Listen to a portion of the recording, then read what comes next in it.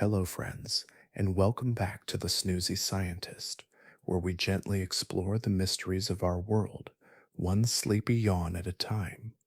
Whether you're curled up beneath soft blankets, listening in the quiet of your room, or floating in that peaceful space where thoughts begin to blur, you're exactly where you need to be.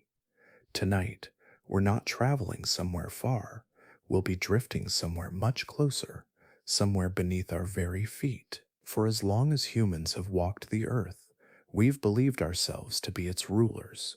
We build cities, we bend landscapes to our will. We tell ourselves that this planet belongs to us. And yet, beneath the soil, hidden in forests and deserts, in mountains and in cities alike, there thrives another civilization. A civilization so vast, so powerful, that it makes humanity look like latecomers to history.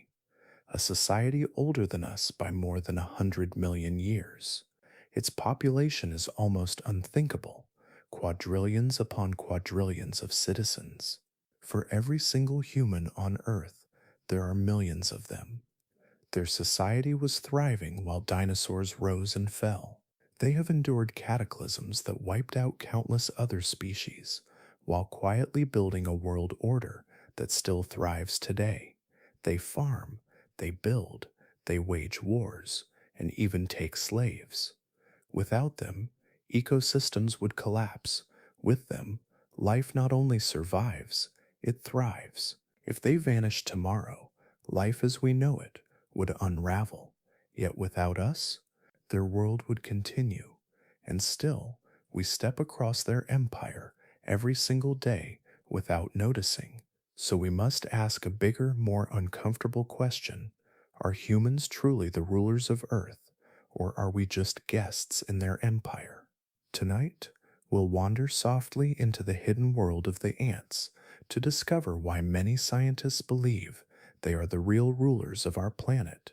But before we begin, if you enjoy these quiet explorations, slow, soothing, and softly filled with wonder, I'd love it if you gave this video a gentle like and maybe tap subscribe. It helps other curious minds find their way to this little corner of the internet, and it tells the algorithm that sleep and science belong together. And if you'd be so kind, let me know in the comments, where in the world are you listening from tonight, and what time is it there? It's always a joy to see how far across the earth this sleepy journey travels. Now take a deep breath, close your eyes, let your shoulders soften, and together let's step softly into the hidden empire that really rules the earth.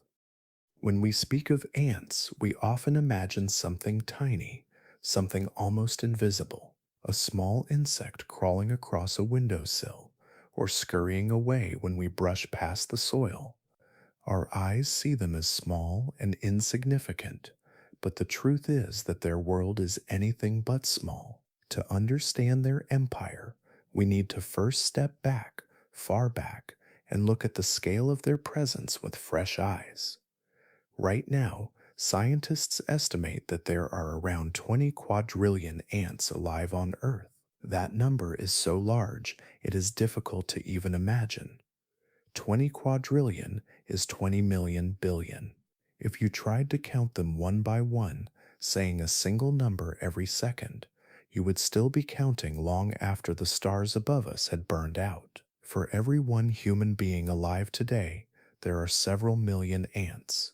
Imagine standing in a crowded stadium, surrounded by tens of thousands of people, and then realizing that in the same moment, millions upon millions of ants are moving quietly, hidden from sight for each one of those people. The scale is almost beyond comprehension. We often measure power in numbers, and by that measure, ants have already claimed the throne. But their story is not only about population size, it is also about their weight upon the earth. If we were to gather every ant alive today and place them on one enormous scale, their combined biomass would weigh billions of tons. For many years, scientists believed that the total mass of ants might equal or even surpass the mass of humanity itself. More recent studies suggest that humans may outweigh them, but not by much. Ants still represent one of the largest concentrations of animal biomass on the planet. Their bodies may be small, but together they hold a weight that shapes ecosystems. Their mass presses against the earth like an invisible force, one that goes largely unnoticed, but never unfelt. What makes this even more astonishing is not simply their number or weight, but the sheer range of their reach. Ants are found in nearly every ecosystem on Earth, from the burning sands of the Sahara to the tangled green depths of the Amazon rainforest.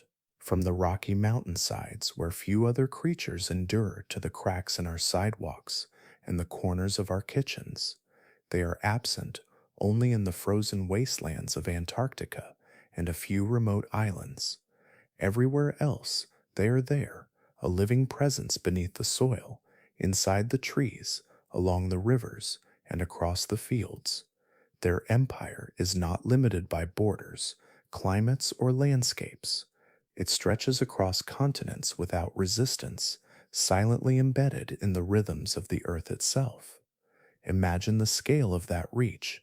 In 1 square meter of soil, there may be hundreds of ants working unseen. In a single acre of rainforest, there could be millions. If you were to take a scoop of earth from almost anywhere in the tropics, the chances are high that you would uncover ants moving through their tunnels.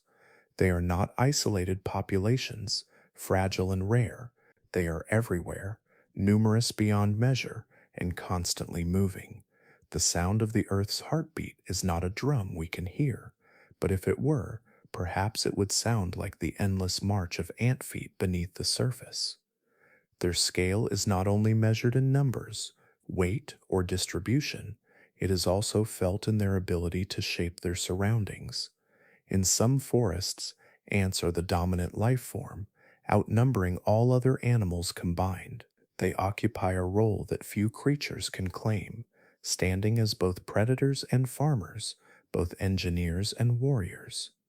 Their empire stretches across billions of years of history, but it also spreads across the very ground beneath our shoes. When we consider these numbers, we begin to understand something deeper. This is not just survival, this is dominance. 20 quadrillion lives moving together across the globe, billions of tons of living matter shaping forests, rivers, and grasslands, and an empire that stretches from deserts to cities, touching almost every place we call home. The ants are not passengers in Earth's story, they are its quiet architects, and yet the story does not stop with scale alone. Numbers tell us how vast their empire is, but to understand how they survive to become so dominant, we need to look into their history, a story that begins long before we appeared, in an age when giants roamed the earth. The story of ants is not only about how many of them there are today, but also about how long they have been here. Their empire is not a recent creation born alongside humanity. It stretches deep into time, back to an age when the world itself looked almost unrecognizable to us. Ants first appeared more than 100 million years ago, at a time when enormous reptiles ruled the land and flying giants ruled the skies. The earth then was thick with lush forests, strange plants, and creatures that would look alien to our eyes. While dinosaurs thundered across ancient plains and pterosaurs cast shadows from above, the first ants were carving out their own world, small in size, but already vast in ambition. It is humbling to imagine those first ants moving through the soil beneath the feet of dinosaurs. A towering sauropod may have shaken the ground with its every step, but below, tiny ants tunneled, carrying leaves, seeds, and food back to their hidden homes. These early ants were not the same as the ones we know today. They were fewer in number, less diverse in form, but even then, they carried the blueprint of survival that would one day spread them across the entire planet. Then came one of Earth's darkest days. 66 million years ago, a rock from space struck the Earth with unimaginable force. In an instant, the age of dinosaurs ended. The skies filled with fire and ash, the oceans roared, and entire forests burned. It was an extinction so vast that nearly three-quarters of life on Earth vanished forever. The mighty dinosaurs, who had ruled the planet for over 160 million years, were reduced to silence, but beneath the ashes, the ants endured.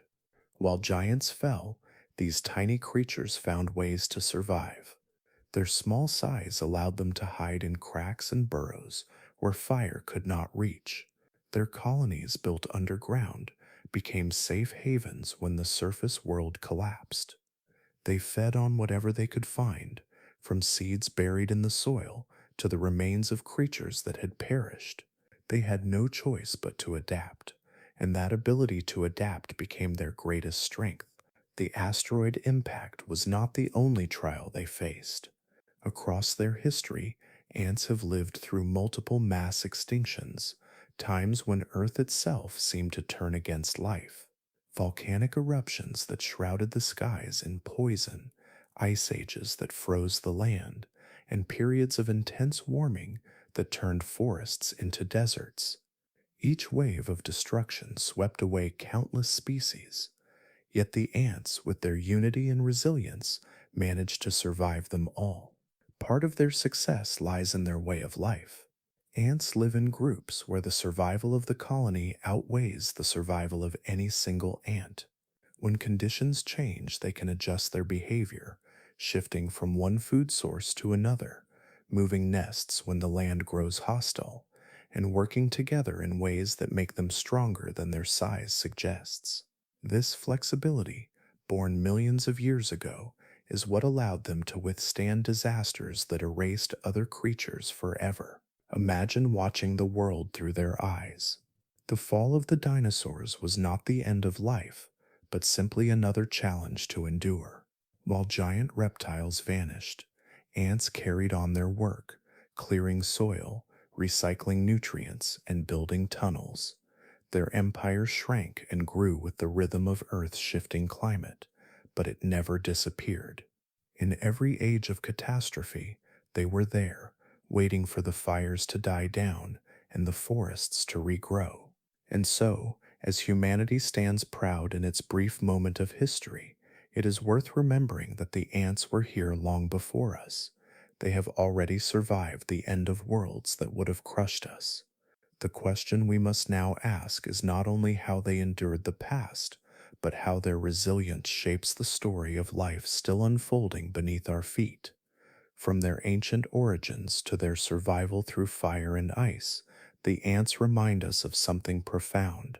They are not fragile inhabitants of Earth, clinging to existence. They are architects of survival, molded by catastrophe, and carried through time by unity and adaptation.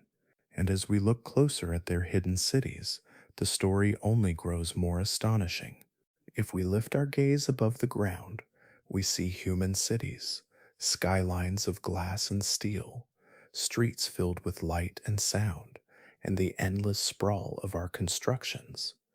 But if we lower our gaze and imagine the earth beneath our feet, another kind of city is revealed, one that has been perfected not in centuries but in tens of millions of years. These cities belong to the ants. Each ant colony is more than a nest, it is a living metropolis. A single colony may contain millions of individuals, all working in unison. To the human eye, an ant might look like a small and aimless creature, wandering without thought. But in truth, each one is a worker moving through a system of incredible design. Their underground homes are not random holes in the soil, but vast and structured spaces that rival the complexity of our own urban centers. Picture a sprawling underground network, tunnels branching in every direction, chambers carved into the earth like secret rooms, air shafts rising like invisible towers. Some chambers are nurseries, filled with the colony's fragile young. Others serve as food storage, where seeds, leaves, or fungus are carefully kept for the survival of the community. There are even spaces designed for the queen herself, a protected chamber at the heart of the city where she can live out her long life, laying the eggs that sustain the future of the colony. In some parts of the world, colonies stretch far beyond what we might imagine. Supercolonies, formed by countless nests joined together, can span for miles. One of the most extraordinary examples is found in Europe, where scientists discovered a supercolony of Argentine ants that extended across more than 3,000 miles of coastline. Billions of ants, spread over thousands of interconnected nests, work together as if they belonged to one single empire. To grasp the scale of such a colony is to realize that beneath our feet there exists a kind of civilization that is not only hidden but immense, dwarfing the structures we build above ground. What makes these underground networks even more remarkable is their design. Ants construct their nests with ventilation shafts that regulate temperature and humidity, allowing fresh air to circulate deep underground. Some tunnels are sloped to drain water away from living spaces, protecting the colony from floods. The layout is efficient and purposeful, with workers instinctively knowing where to go and what role to play. To us, it may look like chaos, but it is in fact a system of remarkable precision, and unlike our cities, which are built once and then maintained, ant cities are constantly alive, shifting and growing with the needs of the colony. Workers carve new tunnels, expand chambers, or abandon areas that no longer serve them. The entire structure is flexible, breathing and adapting as if it were alive. When researchers map these nests, the patterns they find are striking. They resemble the branching of trees, the networks of veins in a leaf, or even the wiring of a brain. It is as though nature itself has guided the ants to design their homes using the same principles that govern the living world at every scale. These patterns are not only efficient, they are beautiful in their symmetry, revealing that intelligence does not always need a blueprint written down. It can emerge from instinct and cooperation. And while we see cities as marks of civilization, for ants, cities are more than shelter. They are the body of the colony itself. Millions of individuals move through the tunnels, but each one is only a part of something greater. Some scientists suggest that an ant colony functions less like a gathering of many insects and more like a single living organism. Workers act like the cells of a body, each carrying out a role that keeps the larger whole alive. The queen is not simply a monarch, but the reproductive core of the organism. The tunnels and chambers are not just architecture, but the organs that sustain life. This idea shifts how we see them. We are not only looking at nests filled with insects, we are looking at creatures that blur the line between individual and collective. A colony, in this sense, is not millions of ants. It is one vast pulsing being, stretching beneath the soil, growing, adapting, and enduring, all without us ever seeing it. And just as we begin to grasp this hidden architecture, we find ourselves faced with something even stranger. These underground cities are not only ancient and immense, they are also the stage for the ants' greatest innovations, the places where farming itself was first invented long before our own ancestors ever dreamed of it. If you were to follow a trail of ants deep into the forests of South America, you might witness one of the most extraordinary sights in the natural world. Long lines of leafcutter ants move across the forest floor, each carrying a fragment of leaf many times larger than its own body. The procession looks like a moving river of green, as if the forest itself had decided to march away in pieces. To an untrained eye, it may seem that these ants are gathering food for themselves, carrying leaves back to their nest to chew and eat. But the truth is far stranger and far more advanced. The leaves are not for eating, they are for farming. Deep inside their underground cities, leafcutter ants maintain vast gardens, not of plants but of fungus.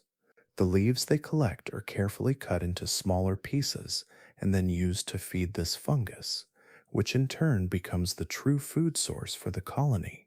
Each chamber in the nest is like a greenhouse, humid and carefully maintained, filled with a living crop tended by millions of tiny farmers. What makes this so astonishing is not just that ants grow their own food, but how meticulously they do it. Workers clean the leaves before placing them in the fungus beds, stripping away any soil or debris that could harm the delicate crop. They weed their gardens constantly, removing rival fungi or molds that might compete with or infect their food source. They fertilize the fungus by mixing in leaf matter and even their own waste in just the right balance. And when the fungus grows, they harvest it in small sponge like clumps, feeding it to the colony with remarkable precision. This is not simple behavior, this is agriculture. And it is agriculture that predates humanity's own farming by tens of millions of years, long before our ancestors planted the first seeds of wheat or rice. Ants were already cultivating their crops beneath the soil. While humans have been farmers for perhaps 10,000 years, leafcutter ants have been perfecting their methods for at least 50 million. Their agricultural systems are so refined that scientists often compare them to industrial scale farming. The fungus they cultivate has become entirely dependent on the ants for survival, just as the ants depend on it for food. Neither can exist without the other. Over time, they have become partners in a deep and unbreakable relationship, an ancient contract between insect and fungus that has endured for millions of generations. Even more incredible is how ants protect their crops from disease. Just as human farmers face pests and pathogens, ants too must guard against fungal infections that could wipe out their harvests. To solve this, some species of leafcutter ants have evolved a partnership with bacteria that live on their bodies. These bacteria produce antibiotics that kill harmful molds, allowing the ants to keep their gardens free of infection. In essence, ants discovered the power of antibiotics long before human doctors ever dreamed of them. If we step back and think of the implications, the image becomes staggering. Tiny creatures, no larger than a fingernail, engaging in complex farming practices, maintaining soil health, protecting crops with biological weapons, and sustaining entire empires with carefully managed harvests. For us, agriculture is often seen as the defining trait of civilization, the turning point that allowed humans to build cities and societies. And yet the ants had already crossed that threshold tens of millions of years before us. To walk in the rainforest and see their trails is to witness this mastery in motion. Each ant carries its burden with determination, a fragment of leaf balanced overhead like a green sail. Together they form a supply chain that stretches from the forest canopy to the deepest chambers of their nest. There is no waste, no confusion. Every piece of leaf has a destination, every worker a role, every step a contribution to the survival of the colony. And while we often marvel at the intelligence of our species, the quiet efficiency of the ants should give us pause. Who truly discovered agriculture? Was it humans who began farming only in the recent blink of geological time? Or was it the ants whose subterranean fields have been thriving for 50 million years, hidden in the dark, but shaping life all the same? Their mastery of farming is not the end of their innovation. For ants, agriculture was only one step in building their empire. They would go even further, not only cultivating crops, but also turning to the living world around them and bending it to their will. Just as we domesticated animals to serve us, ants too became shepherds of life, herding creatures smaller than themselves to provide food and protection for the colony. If the idea of ants as farmers surprises us, then what comes next is even more startling. Farming was not their only innovation. After perfecting the cultivation of crops, some ants began to turn to animals, bending other species to their will in a way that mirrors our own history. Long before humans tamed horses, goats, or cows, ants were already practicing animal domestication. In meadows and forests, certain ants have formed a remarkable partnership with small, soft-bodied insects called aphids. To the human eye, aphids might appear insignificant, little more than pests that cling to plant stems and suck the sap of leaves. But to ants, aphids are a precious resource, the equivalent of cattle grazing in a pasture. Ants treat them with the same care and vigilance that a shepherd might give to a flock. The relationship is simple but ingenious. Aphids feed on plant sap, and as they process it, they produce a sweet liquid known as honeydew. This honeydew is rich in sugar, and ants crave it. To collect it, ants gently stroke the bodies of aphids with their antennae, encouraging them to release droplets of honeydew. This action is so precise that it looks almost tender, as though the ants are milking their herd in the same way that a farmer might milk a cow. But the ants' role does not end with collecting honeydew. They fiercely protect their aphid herds from danger. Ladybugs, lacewings, and other predators pose a constant threat to aphids. When such predators approach, ants rush to defend their herds, biting, stinging, and driving the intruders away. The level of care is astonishing. In some cases, ants even build protective shelters around aphids, using plant fibers or soil to construct little enclosures where their herds can feed in safety. It is a miniature version of the barns and fences that humans later built for their livestock. What makes this bond even more extraordinary is how far ants go to maintain control over their aphids. If plants begin to wither, ants will move their herds to healthier stems, carrying the tiny creatures carefully in their jaws and relocating them to new feeding grounds. During harsh weather, some ants carry aphids back to the nest, keeping them safe underground until conditions improve. The aphids are not just food producers, they are livestock under the watchful care of their keepers. Scientists have even observed behavior that blurs the line between protection and control. Some ants clip the wings of aphids to prevent them from flying away. Others release chemicals that interfere with aphid reproduction, making them more dependent on their guardians. To us, these methods may sound unsettling, but in the world of ants, they are strategies of survival. The result is the same: a secure supply of food and a relationship that has endured for millions of years. This practice of herding aphids shows a kind of foresight that feels almost human. It reveals a capacity for long-term planning, for managing other species, and for shaping the environment to suit the needs of the colony. It is an echo of what we later accomplished when we began domesticating animals for milk, meat, and labor. We call ourselves the shepherds of the earth, proud of our ability to tame and guide other creatures, yet ants were walking this path long before we arrived.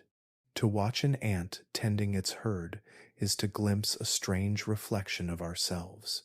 The scale is tiny, the details different, but the principle is the same: a partnership between species, maintained by effort, protection, and sometimes force, to ensure the survival of one through the labor of the other. It is a reminder that innovation does not belong to us alone. Nature, in its quiet persistence, often invents the same ideas across different branches of life. And the ants did not stop at farming or herding. They became builders and engineers as well, shaping their world with structures that rival the ingenuity of our own. While their livestock grazed and their fungus gardens thrived, ants turned their attention to construction, creating works of architecture hidden in plain sight, yet as complex as anything humanity has ever raised above the ground. While ants may farm and herd with skill, their brilliance does not stop there. They are also some of the most extraordinary builders in the natural world, shaping their surroundings into structures that provide shelter, defense, and survival. To see what they create is to realize that we are not the only species capable of architecture. Ants use the materials at hand to bring their visions to life. With grains of soil, fragments of leaves, and sometimes even their own bodies, they craft forms that are both practical and astonishing. Each grain of dirt carried by an ant is a small act of construction, but multiplied by thousands or even millions of workers, the result is something immense. Their nests are not random heaps of earth, but carefully planned fortresses. Towers rise above the ground like miniature skyscrapers, while below the surface, chambers and tunnels stretch deep into the soil. In some species, these subterranean structures are so vast that they resemble underground palaces, with separate rooms for food storage, nurseries, and resting chambers. Yet the ingenuity of ants goes beyond what they build in the soil. They can transform their own bodies into tools of construction. When they face a river too wide to cross, they form living bridges, linking their bodies together, one ant gripping the other. They stretch across the gap until the rest of the colony can march across their living structure. The bridge flexes and shifts, constantly adapting as ants join or leave. It is not permanent stone or wood, but something even more remarkable, a construction made of life itself. In times of flooding, ants become sailors as well as builders. They weave their bodies into rafts, floating together across the water with the queen and brood safely in the center. These rafts can last for weeks, drifting until the flood recedes and the ants can return to dry land. Imagine thousands of small creatures, each clinging to the other, creating a living island that carries the future of the colony. It is a scene that reveals not only survival, but an intelligence rooted in cooperation. The architecture of ant nests also reveals a surprising knowledge of air and climate. Some nests are designed with intricate ventilation systems that control temperature and humidity. Vertical shafts draw in fresh air, while sloped tunnels carry stale air away. Heat rises and escapes, while cooler air is pulled into the depths where delicate fungus crops and larvae are kept. Without ever studying physics or engineering, ants have discovered principles that mirror advanced human design. Their homes breathe, just as lungs breathe, keeping life sustained below the ground. Scientists who study these nests are often astonished by their scale.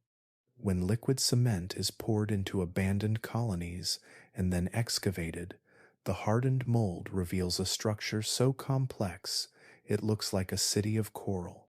Towers, highways, and chambers connect in patterns that stretch for meters underground.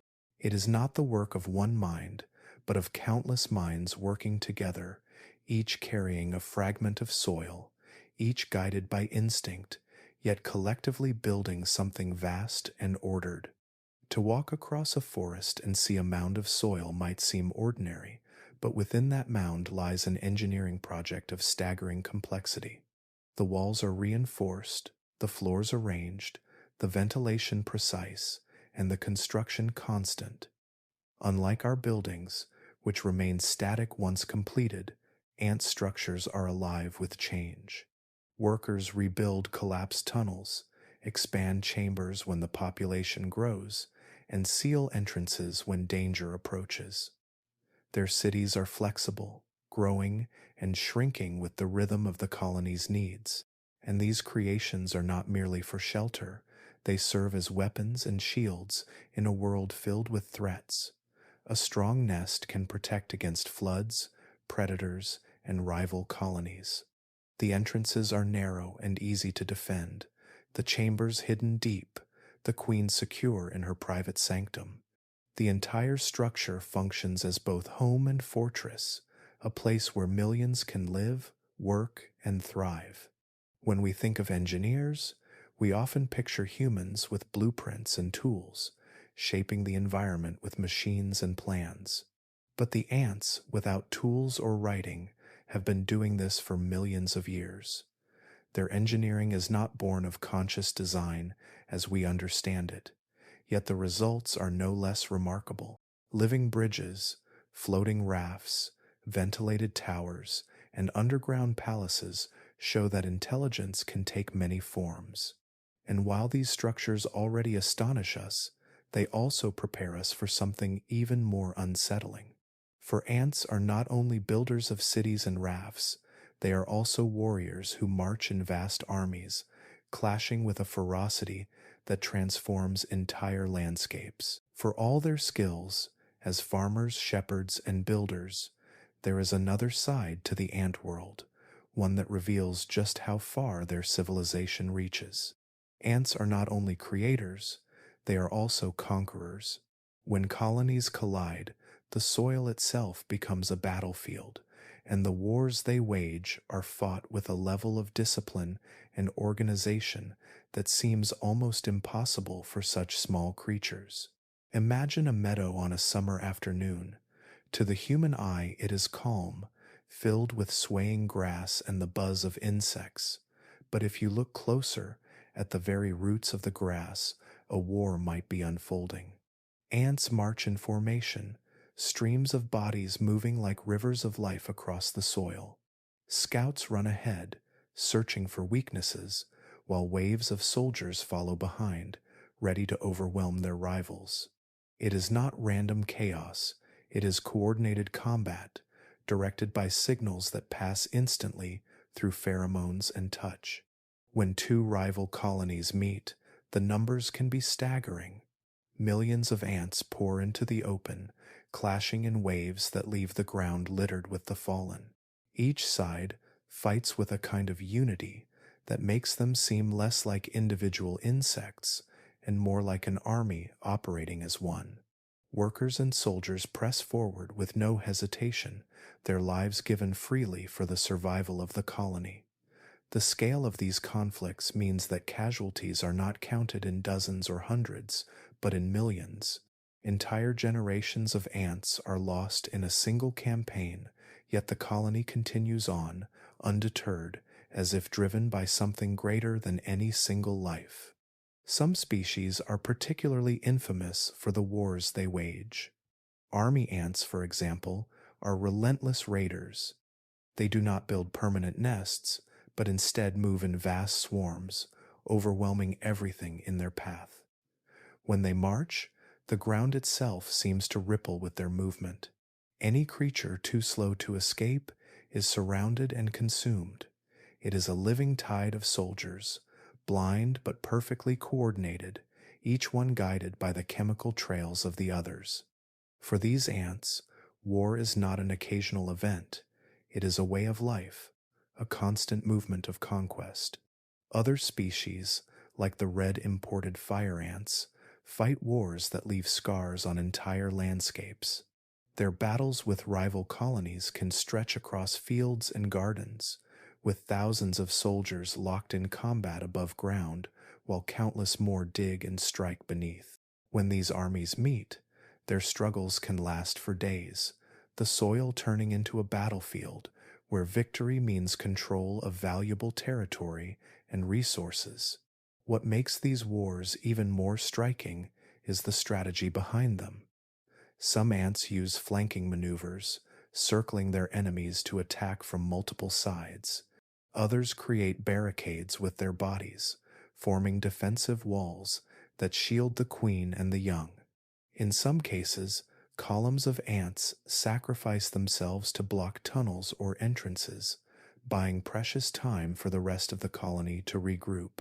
It is the kind of tactical behavior that humans often associate with generals and soldiers, yet here it emerges from instinct and chemical communication, a language older than humanity itself. The prize of these wars is rarely simple. Colonies fight for food, water, and shelter, but also for dominance. Victorious colonies may take over the nests of their enemies, expanding their territory mile by mile. Some even seize the brood of their rivals, carrying away eggs and larvae that will be raised as slaves or consumed as food. To lose a war in the ant world is not merely to lose ground, it is to lose an entire way of life. These conflicts are not small events hidden in the soil. They reshape entire ecosystems. When one colony rises and another falls, the balance of the forest floor changes.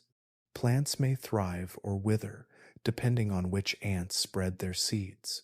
Predators may feast or starve, depending on whether the swarms survive.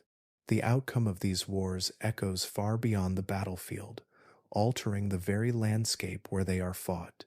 It is difficult not to draw comparisons between their wars and our own. We too gather armies, form strategies, and fight for resources, but where we often see individual heroism, ants embody total sacrifice. An ant soldier does not hesitate or flee. It throws itself into the fray, knowing that its life is one among millions, that the colony matters more than the individual. It is a chilling, humbling reminder of how far devotion to survival can go. And just when we think the parallels between ants and humans could not grow sharper, we find that some ants have carried warfare to an even darker level. For them, victory is not enough. They raid rival colonies not only to kill, but to enslave, dragging captives back to their nests to serve as unwilling workers in a chilling reflection of humanity's own troubled history. When ant armies march, the violence does not always end with the fall of a rival colony. For some species, conquest reaches far beyond the battlefield. Victory brings not only territory and food, but also something far darker. The defeated are not simply killed, they are enslaved. Among the most notorious are the so-called slave-making ants. These raiders specialize in attacking the nests of other species, striking with the same ferocity as any invading army. But rather than destroying everything in their path, they have a chilling goal. They want captives. When their soldiers storm into an enemy nest, they head directly for the brood chambers. There, they seize eggs, pupae, and young ants still developing in their cocoons. The battlefield becomes a place of theft, with workers carrying away their helpless prizes in their jaws. Once back in their own nest, the story takes an even more unsettling turn. The stolen brood is raised as if it belonged to the conquerors. When these young ants finally emerge as adults, they find themselves inside a foreign colony. They do not know they were taken. Instead, guided by instinct and chemical cues, they work for their captors as though they were their own kin. They feed the conqueror's queen, care for her brood, dig tunnels, and defend the nest. They live out their lives as slaves, unaware that they were born to serve another people. For humans, this behavior is difficult to witness without unease. The parallels to our own history are unmistakable. Just as empires once marched across continents enslaving those they defeated, so too do ants practice domination over the weak. They enforce power not only through death, but through control, turning their enemies into tools for their own survival. It is one of the few times in nature where the actions of a tiny insect mirror the darkest choices of our own species. Some slave-making ants, like the red Amazon ant, are almost entirely dependent on this system. Their workers have lost the ability to feed themselves or even care for their young. Instead, they rely completely on enslaved ants to do the work. Without slaves, their colonies would collapse. To sustain their way of life, they must raid again and again, ensuring a constant flow of new captives. Their survival depends on conquest. What is even more haunting is how brutal these raids can be. During an invasion, the defenders fight desperately to protect their brood. Workers throw themselves into the jaws of attackers, sacrificing their lives in hopeless attempts to save their young. Yet once the invaders overwhelm the defenders, the future of an entire colony is carried away. The conquered nest may be left in ruins, its surviving workers scattered, its queen dead, its children stolen. The enslaved ants themselves are not entirely without resistance. There are rare moments when they rebel. Scientists have observed enslaved workers neglecting the offspring of their captors, or even killing the young queens of the slave-making ants. In these small acts of defiance, there is a faint echo of resistance, a spark of rebellion in a system built on domination. But such rebellions are the exception. Most captives live out their entire lives under the control of their conquerors, bound by instincts they cannot escape. To stand above a patch of soil and imagine such events unfolding below is unsettling. It forces us to confront the uncomfortable truth that cruelty and domination are not inventions of humankind. They are patterns that echo through nature itself. Even at the smallest scale, power can corrupt and survival can twist into oppression. Ants remind us that the line between cooperation and conquest is fragile, that the instincts which bind communities together can also drive them to enslave others. And as strange as this may seem, slavery in the ant world is not the end of their collective strangeness. When we step back and look at the colony as a whole, another picture begins to emerge. It becomes harder to see the colony as many individuals at all.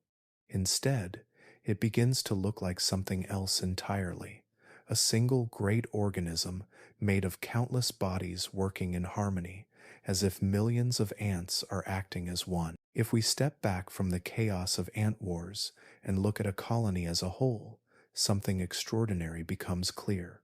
What we are watching is not just a crowd of insects living together. It is something much larger, something stranger, something that behaves as if it were one single creature. Scientists call this the superorganism. In a human body, no single cell can survive on its own for long. Each one has a role to play, carrying oxygen, repairing tissue, sending signals, or defending against threats. Alone, a cell is simple. Together, they create a body that breathes, thinks, and acts as one. An ant colony works in much the same way. Each ant, on its own, is small and limited. But when thousands or even millions come together, they form something far greater than the sum of their parts. Workers move through the nest like blood coursing through veins, carrying food, tending the brood, repairing tunnels. Soldiers act like white blood cells, rushing to defend the colony when enemies threaten. The queen is not just a leader but the beating heart of the colony, producing the young that keep the system alive. Every ant's purpose is tied to the survival of the whole. Remove one ant, and little changes. Remove enough of them, and the system weakens, just as a body falters when too many of its cells are lost. What is astonishing is how seamlessly this unity unfolds without central control. There is no king issuing commands, no general shouting orders. Instead, every ant responds to simple signals, chemical scents, touches, vibrations, and yet from this simplicity, a complex intelligence emerges. The colony as a whole makes decisions. It decides when to move nests, where to forage, and how to respond to threats. This decision-making process is not in the mind of one ant, but in the collective behavior of all of them together. Researchers have watched colonies solve problems that would challenge even larger animals. When faced with multiple paths to food, they test them all, gradually strengthening the trail that proves most efficient until every worker follows it. When part of the nest is destroyed, the colony reorganizes, rerouting workers and shifting resources to rebuild. These are not random reactions. They are adaptive responses, carried out by millions of tiny bodies acting in perfect coordination.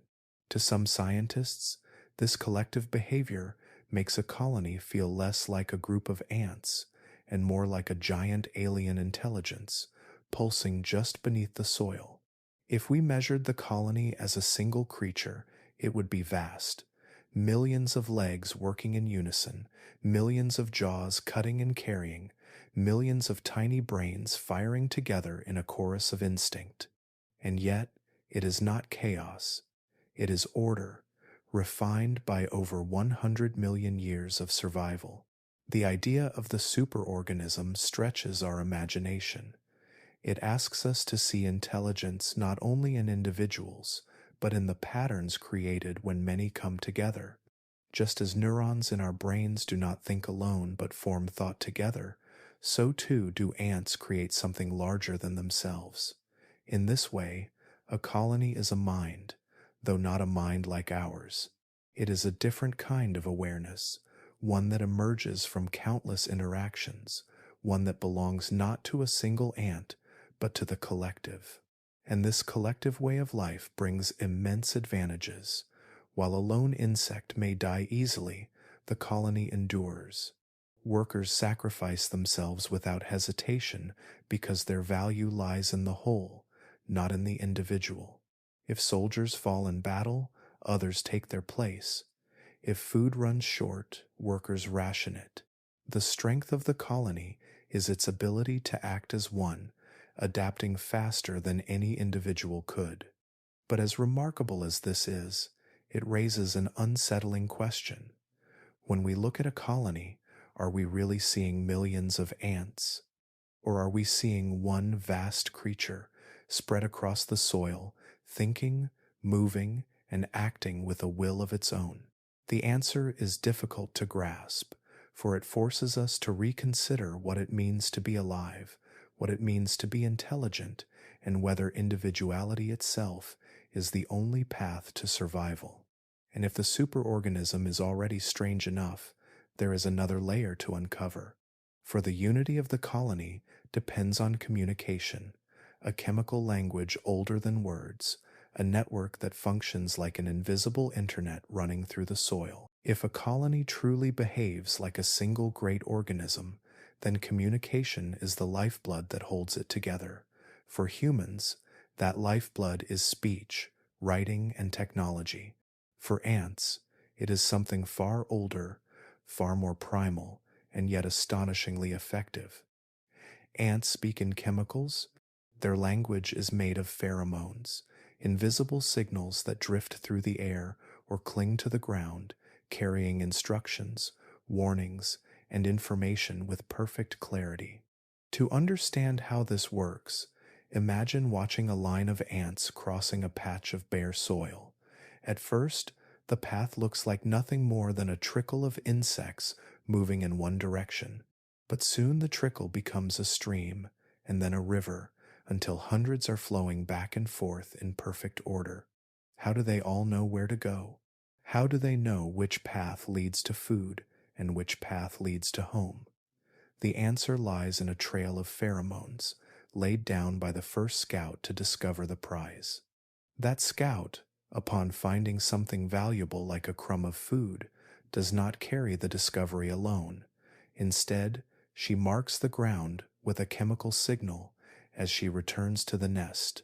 This faint trail is picked up by other ants, who follow it, reinforcing it with their own pheromones as they march. With every step, the signal grows stronger until the path glows in chemical scent.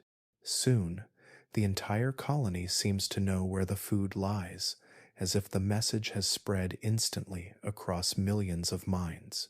But pheromones do not only guide the hungry, they also carry alarms. When a colony is threatened, soldiers release special warning chemicals that can rally thousands in moments.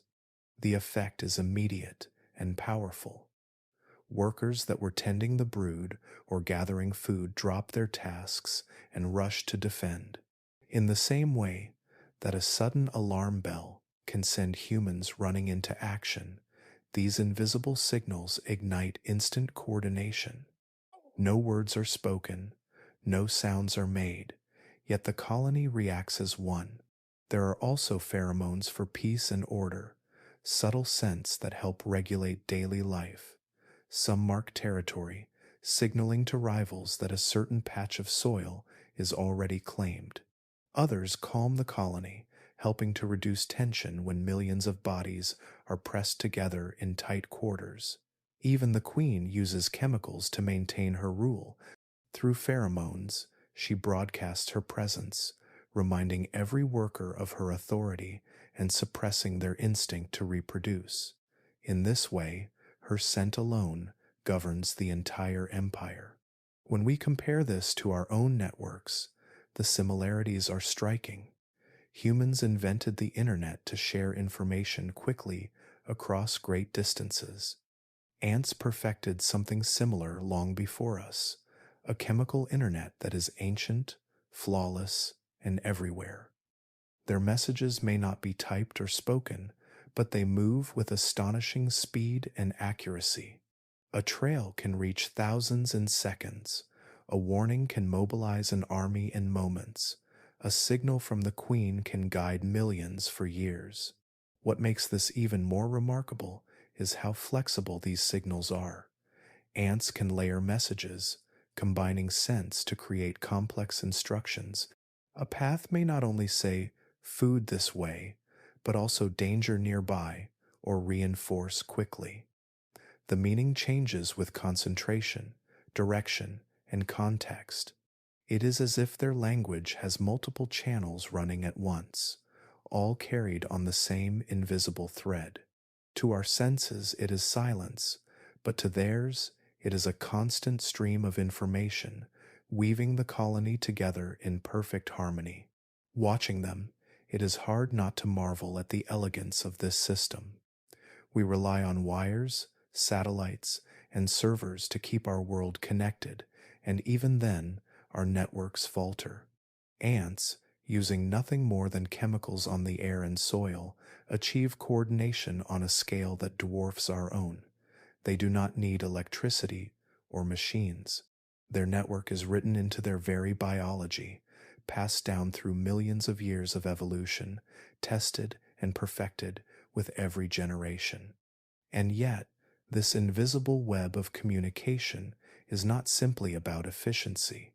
It is what allows the colony to act as one body, to fight wars, to farm, to build, and to survive. Without it, the superorganism would collapse into chaos. With it, ants become something greater, a society where every member knows their place, their role, and their duty, even without being told. But pheromones are not the only force holding the colony together. At the center of it all lies a single figure, a monarch whose presence shapes the fate of millions. She does not lead with speeches or commands, but with the quiet, constant power of her existence. At the heart of every colony, beyond the busy lines of workers and the patrolling soldiers, lies a figure that almost never sees the light of day. She does not forage, she does not fight, she does not leave the nest once she has settled, and yet her presence is the single thread that holds the colony together.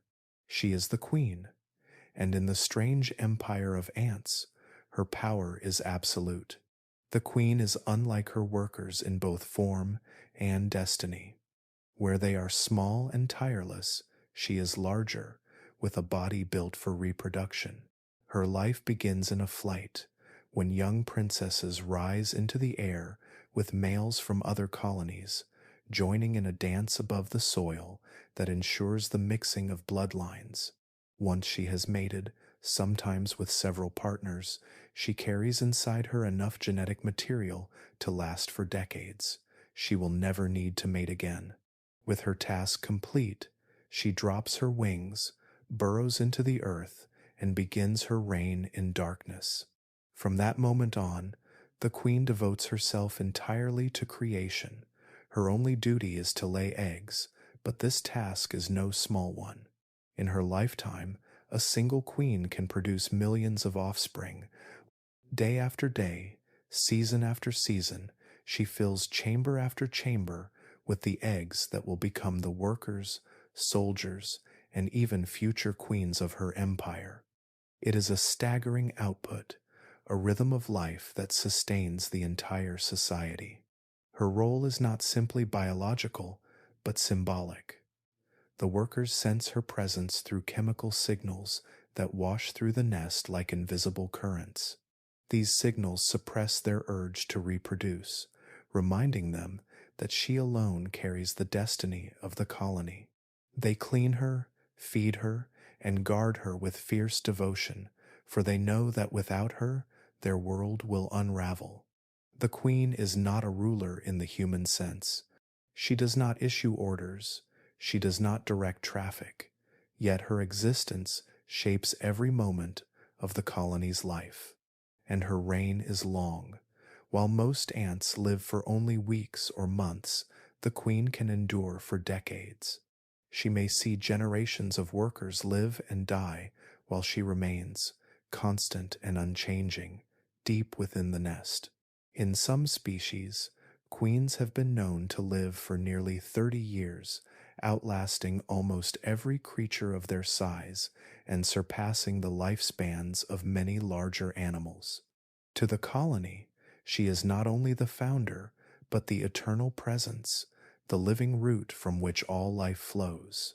But such power comes with a fragile edge. A colony's fate is tied entirely to the queen's health. If she weakens, the entire society begins to falter. Fewer eggs are laid, fewer workers emerge, and the strength of the empire fades. If the queen dies, the colony faces collapse. Without her signals to hold them together, the workers lose cohesion. They may wander aimlessly or fight among themselves. The once united superorganism begins to dissolve. For all their resilience and vast numbers, ants remain bound to the fate of one. Entire civilizations rise and fall at the whim of a single monarch. The queen's story also carries moments of drama and peril. When a new queen is born within an established colony, her presence can spark conflict. The reigning queen may kill her rival, or workers may choose which queen to follow, leading to splits that fracture the colony into competing factions. Sometimes, young queens leave to start new colonies, carrying the empire's future into the soil beyond. In this way, the cycle of conquest and survival begins anew, all rooted in the body of one extraordinary individual. The devotion shown to her is almost unsettling. Workers will sacrifice themselves to protect her, throwing their bodies against invaders or sealing entrances to keep her safe. Her survival is valued above all else, for she is not simply an ant, but the embodiment of the colony's future. Every soldier's fight, every worker's task, every trail of pheromones ultimately serves her continuation. The colony lives because she lives. And yet, in the strange balance of the ant world, the queen's power is not her own. It is the colony itself that sustains her. She cannot feed herself or care for her eggs without the devotion of her workers. Her reign is both absolute and dependent, a reminder that in the empire of ants, power flows in circles, binding all together. As we move deeper into this hidden civilization, the image of a queen ruling in silence beneath the soil leads us to another revelation. Ants are not only guided by loyalty and labor, they are also armed, carrying weapons built into their very bodies, transforming even the smallest soldier into a living instrument of war. Beneath the soil and within the walls of every colony, there are not only builders and farmers, but also soldiers. Their lives are shorter, their tasks singular, their bodies designed for violence.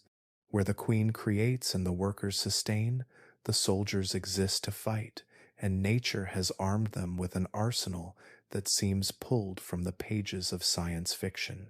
Imagine standing at the edge of a battle between rival colonies. To us, the ants look small, barely more than specks, yet within that tiny frame is a weapon forged by millions of years of evolution.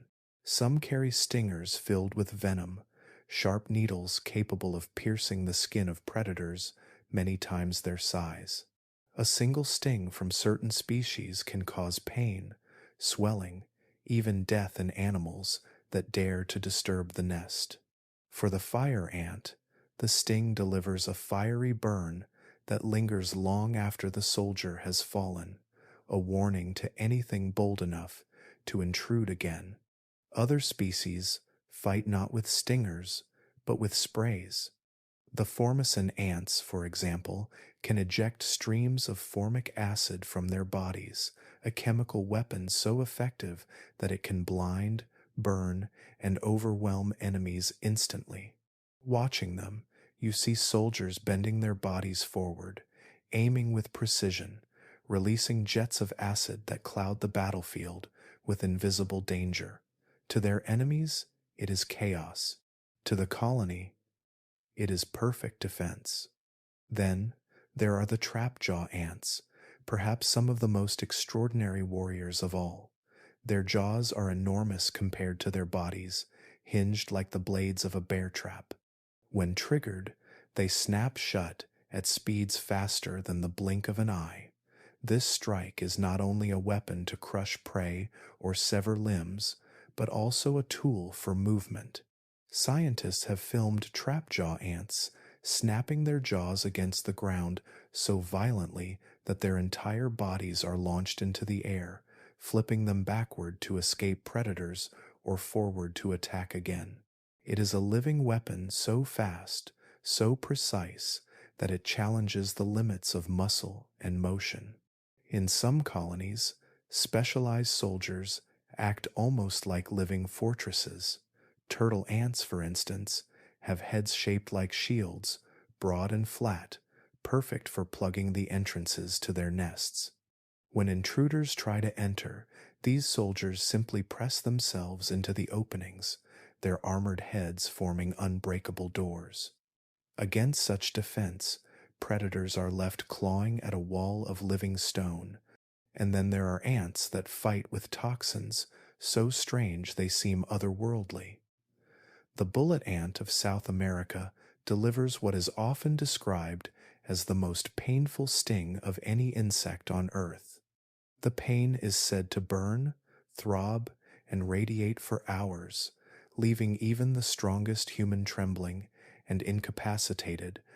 To think that a creature so small can wield such agony is a reminder of how deceptive size can be in the natural world.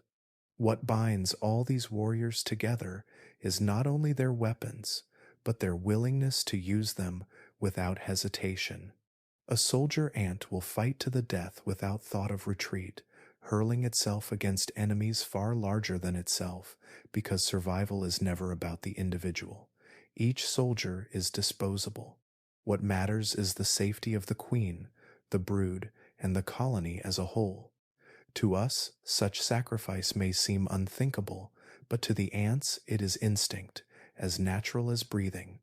And though we may marvel at the diversity of weapons they wield, the true wonder lies in the unity of their armies. Every soldier, whether armed with venom, acid, jaws, or armor, fights not for glory, but for the survival of the collective. Together, they form a defense system so efficient, so relentless, that entire colonies thrive where others would collapse. But even armies armed with the most fearsome weapons do not always fight alone. Sometimes, colonies join forces across unimaginable distances, creating alliances that stretch for miles and connect millions of nests into one vast society. If the soldier ants armed with venom and acid remind us of armies, then supercolonies remind us of empires. Only these empires do not belong to kings or presidents. They belong to ants, and they stretch across the earth in ways that are almost impossible to imagine. Most ant colonies live within defined boundaries. A nest belongs to one queen, her workers, and her brood. When another colony draws near, conflict is common. Borders are marked, defended, and often soaked with the casualties of endless battles. Yet in some species, a very different pattern emerges. Instead of war between neighbors, there is peace, cooperation, and unity on a scale that defies belief. These are the supercolonies. In a supercolony, millions of nests are linked together as though they were one. Workers from one nest can walk into another without hostility. They share food, exchange workers, and combine resources. It is as if the walls that usually divide colonies have melted away, leaving behind a single vast society that spreads across landscapes. Scientists have discovered supercolonies stretching for thousands of miles, with countless queens and billions of workers functioning as though they all belong to one extended family. Among the most famous examples are the Argentine ants, small brown insects that have become one of the most successful invasive species on the planet.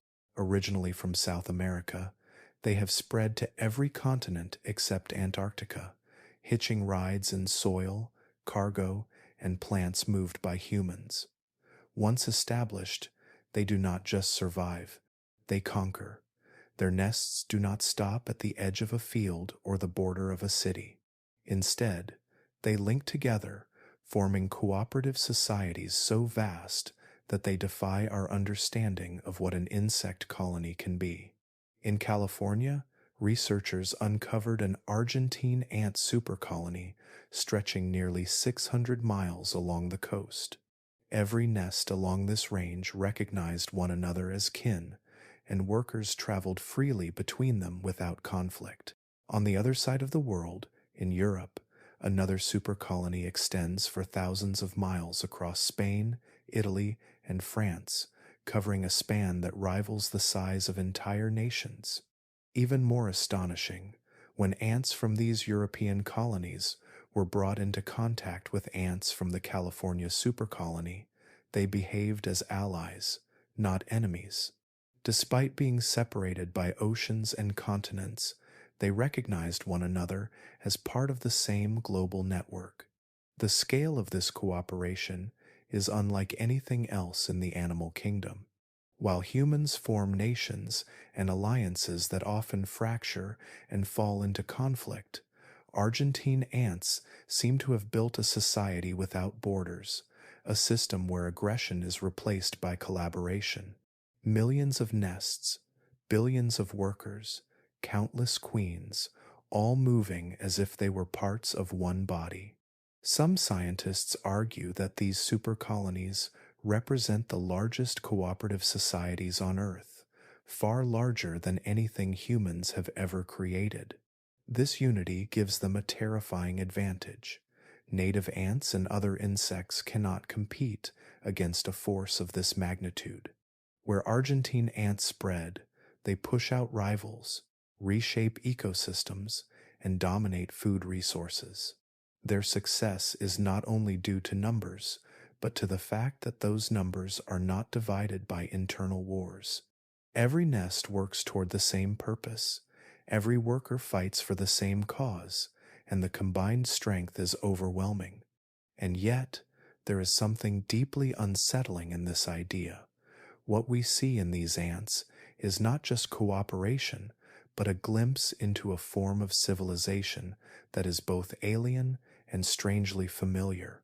When we look at their sprawling networks, their ability to unite across distances, and their overwhelming influence on ecosystems, it forces us to ask questions that reach beyond insects. Are we watching a collection of colonies, or are we watching the rise of something larger? Something that behaves not as individuals, but as a single civilization that already spans the globe? The thought is enough to make us pause, for if supercolonies are not simply groups of ants, but massive unified societies, then perhaps the true first global civilization on this planet is not ours at all. And as we consider this possibility, another truth comes into view. These tiny creatures are not only shaping their own destiny, but shaping entire ecosystems as well. When we look at the supercolonies that stretch for miles, it is easy to think only of ants in terms of their numbers and their wars. But beneath that, there is another role they play, one that is quieter, slower, and yet far more powerful. Ants are not only soldiers and builders, they are gardeners of the earth itself. With every step they take, every tunnel they carve, every seed they carry, they shape the landscapes we live in, often without us realizing it. Take the soil beneath your feet. To us, it is simply dirt, but to an ant, it is both home and resource. Ants dig endlessly, carving out tunnels that may stretch for meters below the ground. In doing this, they loosen the soil, aerating it like tiny living plows. Air and water can move more freely through these spaces, nourishing plant roots that would otherwise struggle in compacted earth. In agricultural fields, in forests, even in deserts, this constant churning enriches the land in ways that make it fertile.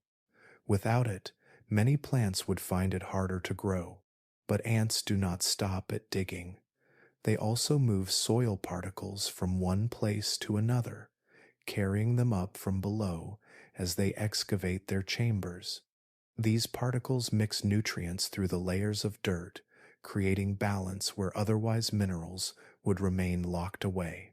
In this way, ants become silent farmers, not only of their fungus gardens underground, but of the very earth itself. Entire ecosystems depend on this subtle labor, which takes place every day under every forest, meadow, and backyard. Perhaps even more striking is their role as seed spreaders. Many plants rely on ants to carry their seeds away from the parent plant. These seeds often have small, nutrient-rich attachments called eliosomes that are irresistible to ants. Workers gather the seeds, haul them back to the nest, and feed on the eliosomes, leaving the seed itself untouched. Later, the seed is discarded in a nutrient-rich chamber where it is protected from predators and given a perfect chance to germinate. This partnership between ants and plants has been shaping forests for millions of years. In fact, in many environments, a large percentage of plant species depend directly on ants for dispersal. Every time a seed is carried underground, a forest is renewed. Every time an ant discards what it no longer needs, life is planted again. In tropical jungles, in temperate woodlands, and in arid grasslands, the quiet footsteps of ants carry the future of trees, flowers, and entire landscapes. And when forests fall, ants play a part in rebuilding them. After fires, floods, or storms, ants return almost immediately, scavenging, tunneling, and dispersing seeds. They recycle dead matter, breaking it down and carrying nutrients back into the soil. Their constant activity ensures that even when destruction strikes, the wheels of recovery begin turning. To the casual eye, it is invisible, but to the ecosystem, it is the heartbeat of renewal. If ants were to vanish, the results would be devastating. Soil would grow harder, less fertile, and less able to support plant life. Seeds would fall where they landed, struggling to compete with one another in crowded patches. Forests would thin, grasslands would wither, and the animals that depend on them would starve. The collapse would spread outward, rippling through food chains, touching everything from insects to birds to mammals. Eventually, it would touch us, because in truth, our survival is already tied to theirs. Every meal we eat, every breath we take, every forest we walk through, is touched by the hidden labor of ants. They are the unseen caretakers of the planet, keeping soil fertile, keeping plants diverse, keeping ecosystems alive. We may see ourselves as rulers of Earth, but without them, we would be wandering across barren landscapes, struggling to survive. And yet, for all their quiet influence on the land, ants are not only farmers of seeds and soil, Some have turned their cooperative power to hunting, forming armies that sweep across the ground with terrifying speed, leaving nothing alive in their path. For all the ways ants nurture the soil, spread seeds, and quietly sustain ecosystems, there is another side to their empire, one that is far less gentle.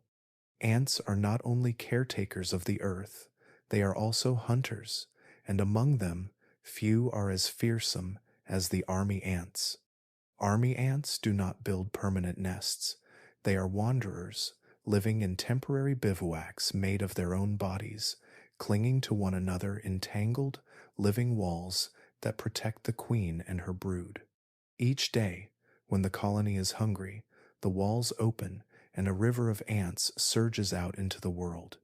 This river is not a trickle of individuals, but a rolling tide of hundreds of thousands, sometimes millions, all moving with one purpose. They are not foraging gently, they are raiding. The raid begins with scouts. They fan out across the landscape, searching for prey. When they find it, they mark the trail with chemical signals, and soon the main body arrives.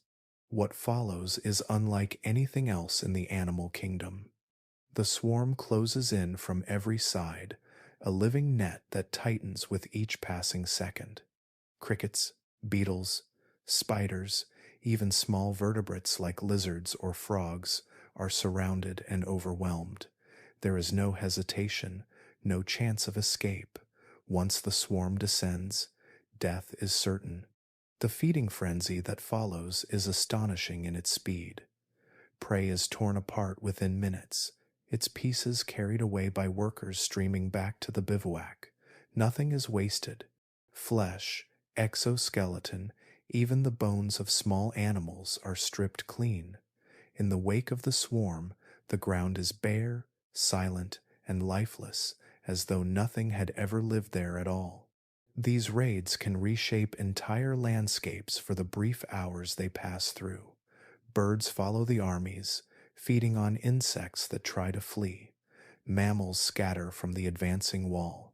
Even plants are affected, as the swarm clears fallen leaves and carcasses from the forest floor, leaving behind a path of renewal. It is a moment of terror, but also of transformation. Army ants are not the only predators among their kind. Weaver ants, high in the branches of tropical forests, build aerial strongholds from silk spun by their own larvae. From these leafy fortresses, they launch coordinated attacks on insects and even small vertebrates. Their strategy is as precise as any human hunting party. Workers spread out along branches, surround their target, and seize it with powerful jaws. While one ant may not overpower a struggling prey, dozens or hundreds acting together can subdue animals many times their size. Trapjaw ants, with their lightning-fast mandibles, are also hunters. They stalk the forest floor, waiting for unsuspecting prey to come within range. In an instant, the jaws snap shut, crushing or stunning the victim before it has time to react. The strike is so fast that it produces sound waves, a snap audible even to human ears. For the prey, that sound is the last thing it ever hears. Each species of predatory ant has its own methods, but they all share one trait: absolute cooperation. Unlike solitary predators such as tigers or hawks, ants rely on numbers and coordination. They are not individuals seeking their own meal, but parts of a machine that hunts as one. The colony feeds together, grows together, and survives together. And this unity makes them among the most successful predators on Earth. To witness an ant raid is to see the raw power of collective action. One insect is nothing, 100 is impressive, 1,000,000 moving as one is unstoppable. And as terrifying as their battles can be, what is even more remarkable is where these hunters can survive. For ants are not bound by gentle forests or fertile fields. They thrive in the most extreme places imaginable, places where almost no other life can endure. The strength of ants is not only in their numbers or their ability to fight. Their empire stretches so far because they can live in places where almost nothing else can.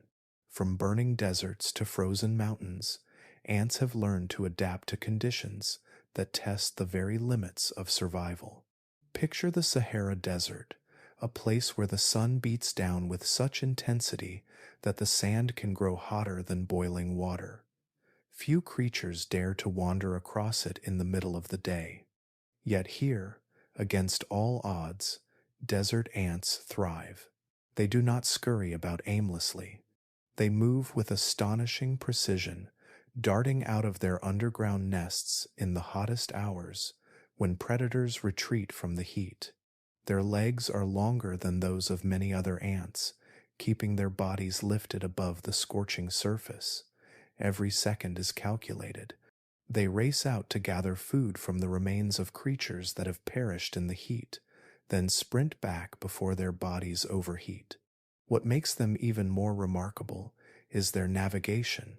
In a landscape with no trees or landmarks, desert ants have learned to use the position of the sun and even patterns of polarized light in the sky to guide their way. They can run hundreds of body lengths away from the nest, find a single morsel of food, and then return in a straight line home as though following an invisible compass. For us, a desert is emptiness. For them, it is a map they have already mastered. Travel from the deserts to the frozen edges of the world, and you will find another wonder. Arctic ants live in lands where winter grips the earth for most of the year, where ice locks the soil and the sun hides for months. These ants endure freezing temperatures that would kill most insects. They survive by building their nests deep enough to escape the coldest layers of frost, and when winter comes, they enter a kind of suspended animation. Their bodies produce special proteins that act like natural antifreeze, stopping ice crystals from tearing their cells apart. When the first warmth of spring returns, they stir again, ready to rebuild and forage as though nothing had happened. It is not only deserts and tundras. Ants have been found high in the Himalayas, clinging to life in thin air where oxygen is scarce and winds are fierce. They thrive in rainforests, drenched daily by storms, where floods wash over the soil. Some species link their bodies together to form rafts, floating colonies that bob on floodwaters until they can find dry land. Others live on mountaintops or deep in caves where sunlight never reaches. The empire of ants does not recognize the borders of climate zones. It stretches across every continent except Antarctica, adapting to every challenge the planet has thrown at them. What is astonishing is the way their strategies reflect creativity as much as endurance. In deserts, it is speed and navigation. In frozen lands, it is chemistry within their bodies. In floodplains, it is teamwork that transforms thousands of individuals into one floating vessel. Each environment demands a new solution, and time after time, ants find it. When we look at our own species, we often take pride in how humans spread across the globe, from the ice of Greenland to the sands of Arabia. Yet ants were there long before us, already thriving in those same places, already crafting their own strategies for survival. They did not need clothing or fire or machines. They needed only adaptation, written into their instincts over millions of years. And when we see how far their empire extends, it forces us to wonder if there are any true limits to their reach, because while deserts and tundras test the body, predators test the walls of their homes. And ants have met this challenge too, by creating not only cities, but fortresses. For all their skill in surviving deserts, frozen lands, and flooded forests, ants face dangers not only from the environment, but from enemies that seek to invade their homes. And while ants may be small, their cities are not left unguarded. They are fortresses, crafted with a precision and purpose that rivals the defenses of human castles, and at the heart of these defenses stand their soldiers, waiting like sentinels at the gates. Imagine an ant colony from above. At first glance, the entrance may look like nothing more than a small hole in the ground, but to an invader, this is no ordinary opening. It is a choke point, a narrow passage where soldiers can concentrate their strength. Just as ancient human fortresses placed heavy gates at city walls, ants position their defenses where intruders are most vulnerable. The entrance is surrounded by hardened soil, sometimes lined with pebbles or reinforced by roots, creating a strong barrier. Behind it, tunnels twist and narrow, designed not for convenience, but for control. An enemy that forces its way in will not find open space, but a maze that slows its advance and leaves it exposed to counterattacks. Standing guard are the soldier ants. Larger and more heavily built than their worker sisters, they carry jaws that look oversized for their bodies, jaws designed for war. Some species use their sheer size to block the entrance entirely, turning their own heads into living shields. An invader trying to push past is met not only with immovable strength, but also with snapping mandibles ready to crush or slice. To the ants inside, these guards are the first and last line of protection for the queen, the brood, and the heart of the colony. The weapons ants carry are no less impressive. Among the most extraordinary are trapjaw ants, whose mandibles snap shut with speed so fast that scientists compare them to bullets. When these jaws close, they generate forces powerful enough to fling prey into the air or break through the armor of other insects. Some trapjaw ants even use their jaws to launch themselves backward in sudden leaps, escaping danger or repositioning themselves in battle. The speed is almost beyond comprehension. In the blink of an eye, the fight is over. Other ants defend their nests with chemistry. Some spray formic acid at attackers, burning and disabling them before they can breach the entrance. Others use venomous stings, delivering toxins that paralyze invaders. A raid by rival ants or a larger predator like a spider can quickly turn into a chaotic clash at the gates, the air filled with chemical signals that summon reinforcements and guide the colony's coordinated defense. Every soldier knows its place, every worker knows when to retreat or assist, and the colony moves as if it were one great body, pulsing with a single purpose: survival. The defensive designs do not stop at the entrance. Deep inside, the tunnels split and layer themselves in patterns that make invasion even harder. Narrow shafts drop steeply into the earth, some leading to dead ends that confuse attackers, others looping back into chambers where ambushes wait. These layers act like moats and battlements, ensuring that even if the surface is lost, the heart of the colony is still protected. The deeper the enemy goes, the more they find themselves trapped, surrounded, and outnumbered. To witness such organization in creatures so small is to be reminded of the fragile line between order and chaos. The ants do not simply rely on numbers, they rely on design, on strategy, and on the tireless discipline of their soldiers. Their fortresses are not built of stone or steel, but of earth, bodies, and instinct honed over millions of years. They are castles in miniature, where battles rage on a scale so small we often step past them without ever knowing. And just as their defenses are remarkable, so too are the minds behind them. For the ability to build fortresses and fight wars demands something even deeper: intelligence. And within the ant world, intelligence does not always look like ours. It is something collective, something strange, something that raises an unsettling question about what it means to think. When you see a single ant moving across the ground, it can seem so small and ordinary that it is easy to dismiss it as mindless. Yet behind those tiny movements lies something far more extraordinary. Ants are not only builders of fortresses and defenders of empires, they are also thinkers in their own way. Their intelligence does not mirror ours, but it is real, and it raises a haunting question. Are ants truly just insects, or are they a different kind of mind altogether? On their own, an individual ant has limits. It cannot solve complex puzzles. It does not sit and reflect. It does not write or dream. But it can remember. Experiments have shown that ants learn from past experiences. A forager that finds food can recall the path and return to it again, using memory and navigation that guide its steps.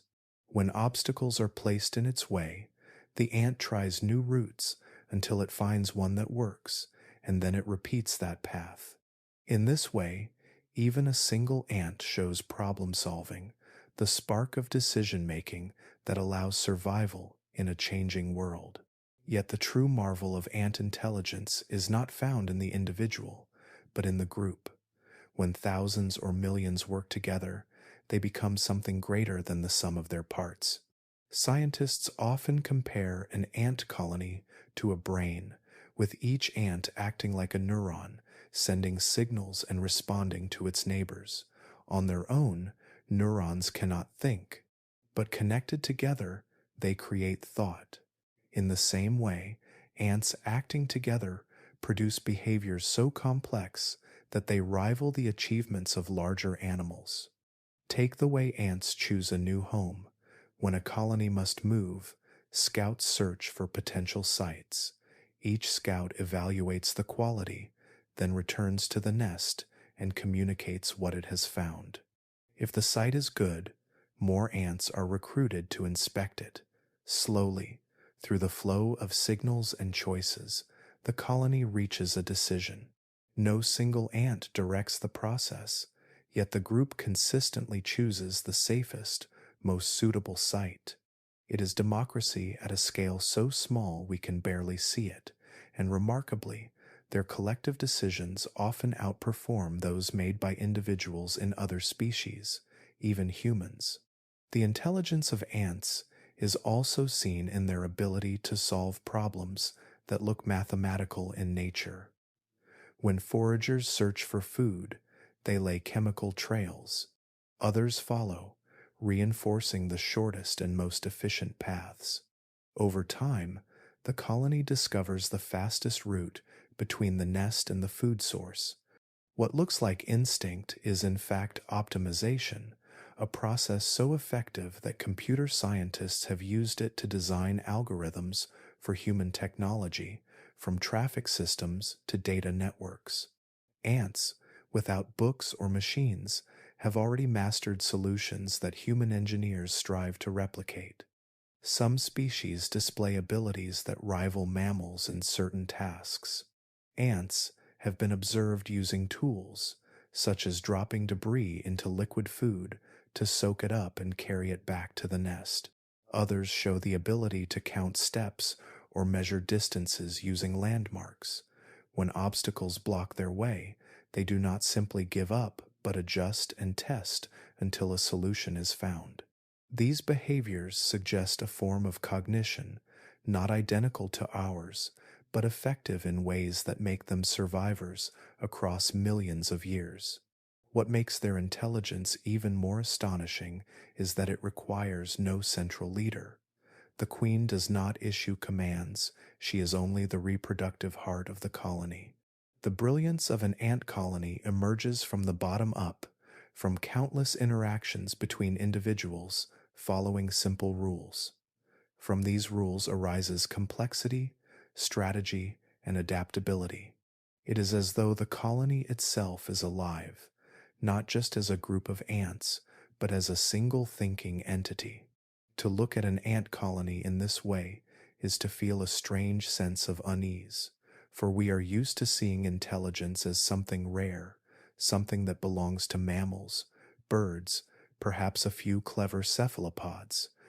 Yet here, beneath our feet, are societies that think differently, but no less effectively.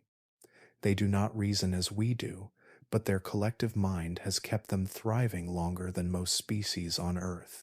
And when we ask whether ants are simply insects or something more, the answer may not be simple.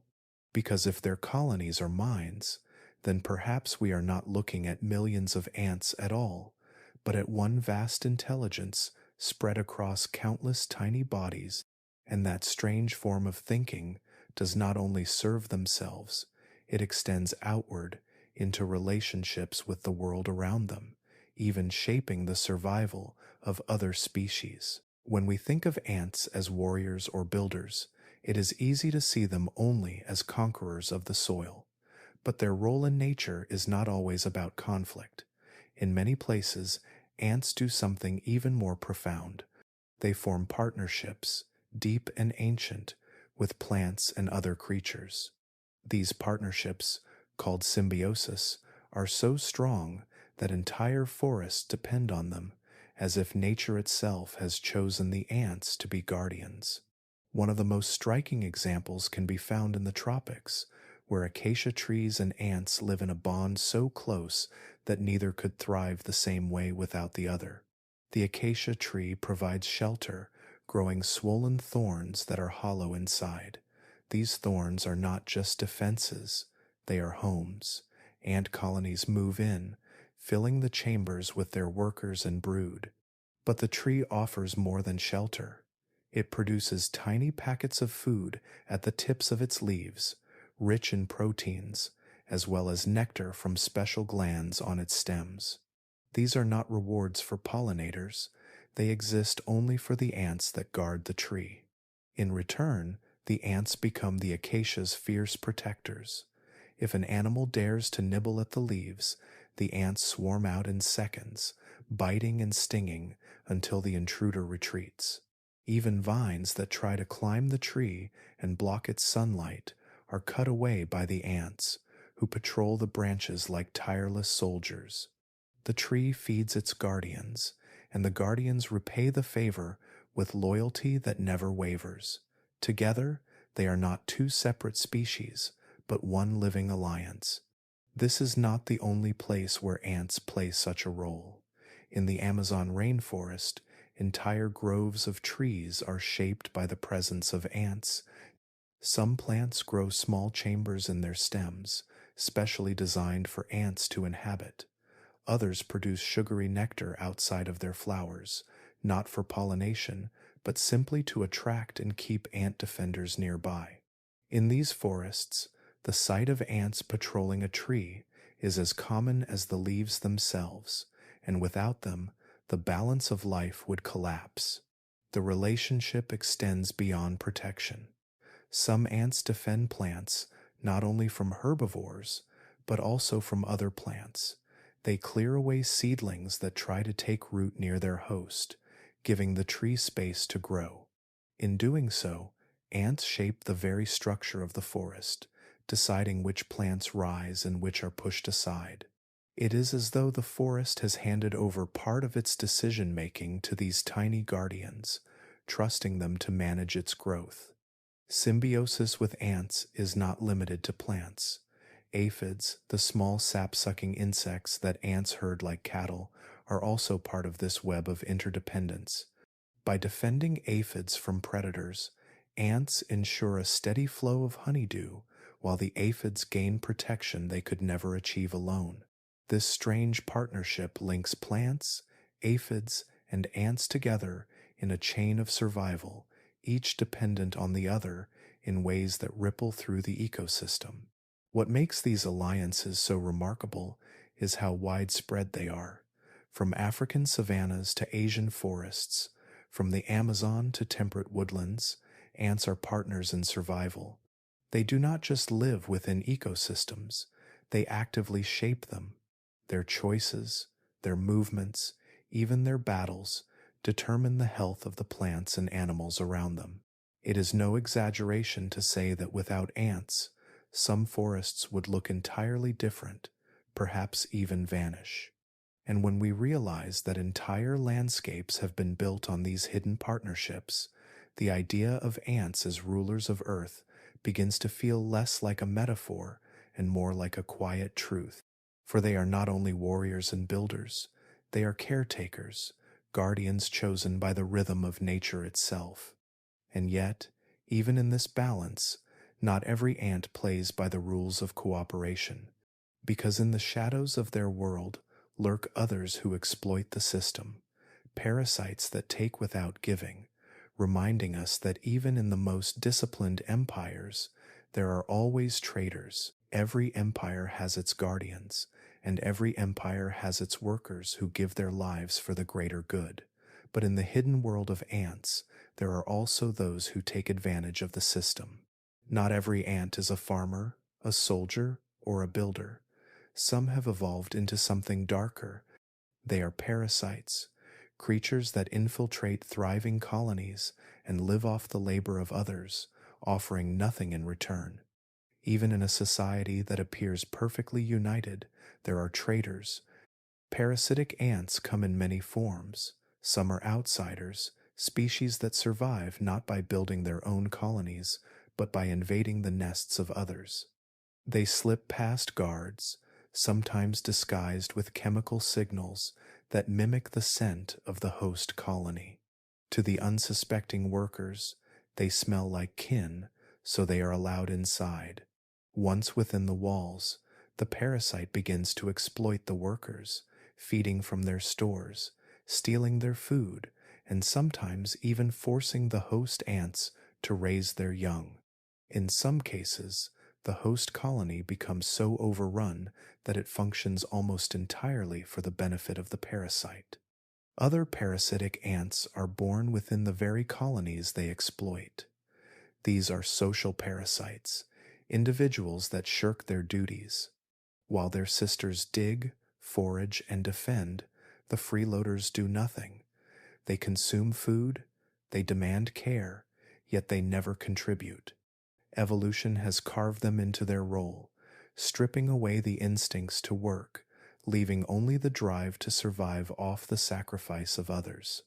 To us, it may look like laziness, but in the grand story of nature, it is a strategy that sometimes succeeds. The most chilling examples are the ants that enslave others. Some species, like the blood-red slave-making ants of Europe, conduct raids on neighboring colonies. They attack with ferocity, overwhelm the defenders, and seize larvae and pupae. These captured young ants, once hatched, imprint on the scent of their captors and grow into loyal workers. They tend the queen, feed the soldiers, and maintain the nest as though it were their own. The captives do not realize they are enslaved, for to them this colony is home.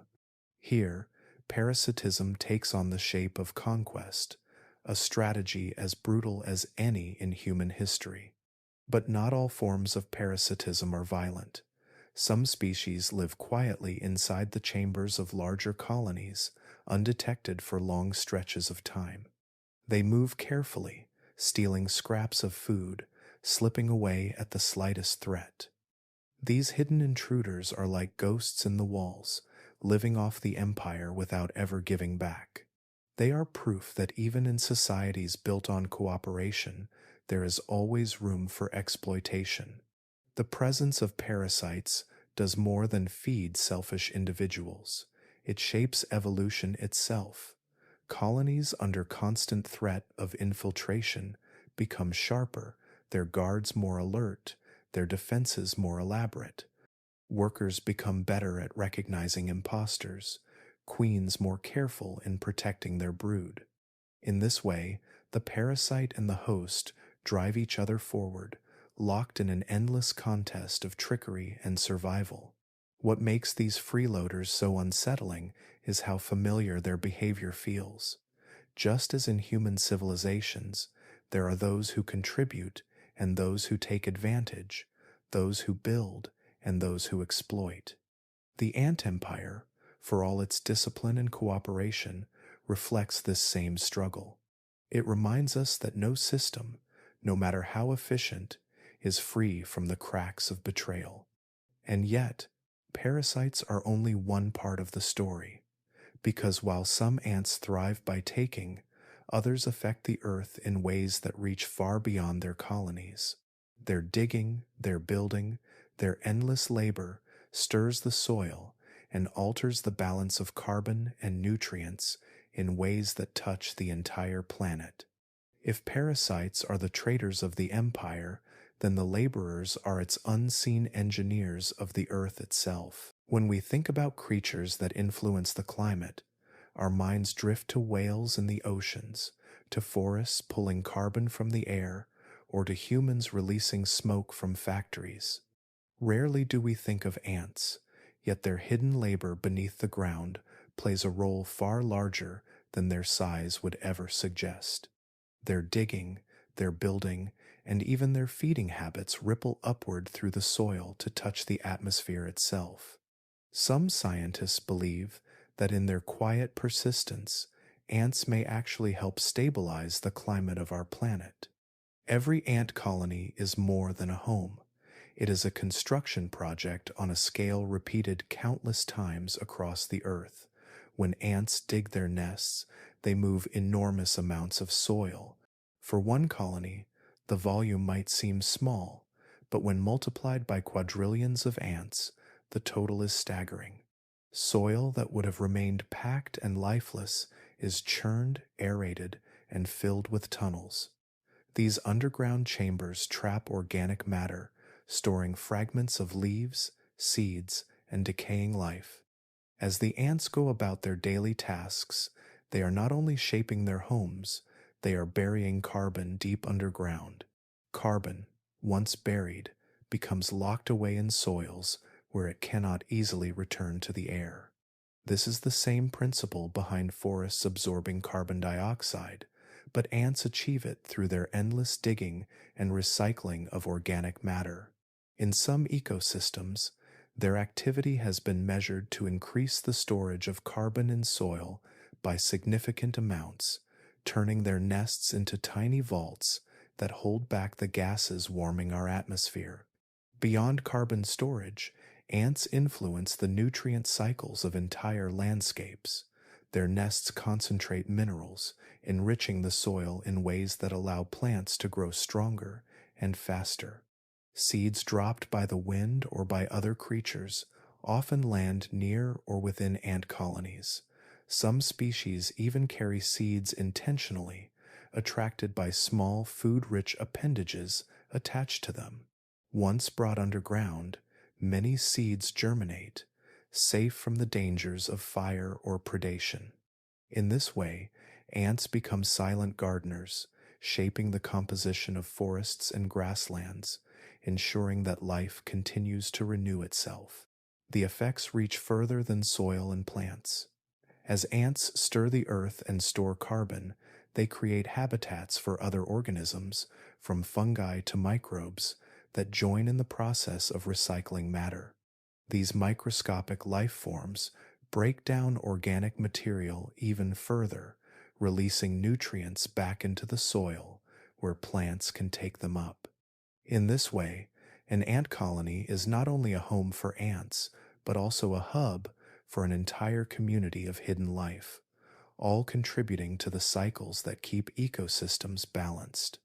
What is most remarkable is how these countless small actions scale up to the level of the planet. One study found that limestone rocks exposed to ants digging weather more quickly, pulling additional carbon dioxide from the air into the ground. If this is true on a global scale, then ants may be participating in a natural process of climate regulation that has gone unnoticed for millions of years. While humans burn fuel and release greenhouse gases in great quantities, ants may quietly be working in the opposite direction, slowing the tide by locking carbon away. Of course, ants do not act with intention. They are not aware that their nests might influence the climate. They are simply living their lives, following instincts shaped by evolution. Yet the result of those instincts is a planetary effect, the kind of outcome usually reserved for geological forces or vast forests. When viewed this way, ants are not only citizens of their underground empires, they are also engineers of Earth itself, and it invites a striking thought. If creatures so small can alter the chemistry of soil and air, if their ceaseless labor quietly shapes the balance of carbon on a global scale, then perhaps we have underestimated the true rulers of Earth. Because while humans struggle to manage climate change, ants may already be playing their part, silently and relentlessly, as they always have. But for all their power in shaping the environment, the story of ants is not only about cooperation with the planet, it is also about conflict with us. For when their empires expand into our fields, our cities, and our homes, we find ourselves face to face with an adversary we can never quite defeat. For most of history, humans have believed ourselves to be the undisputed masters of Earth.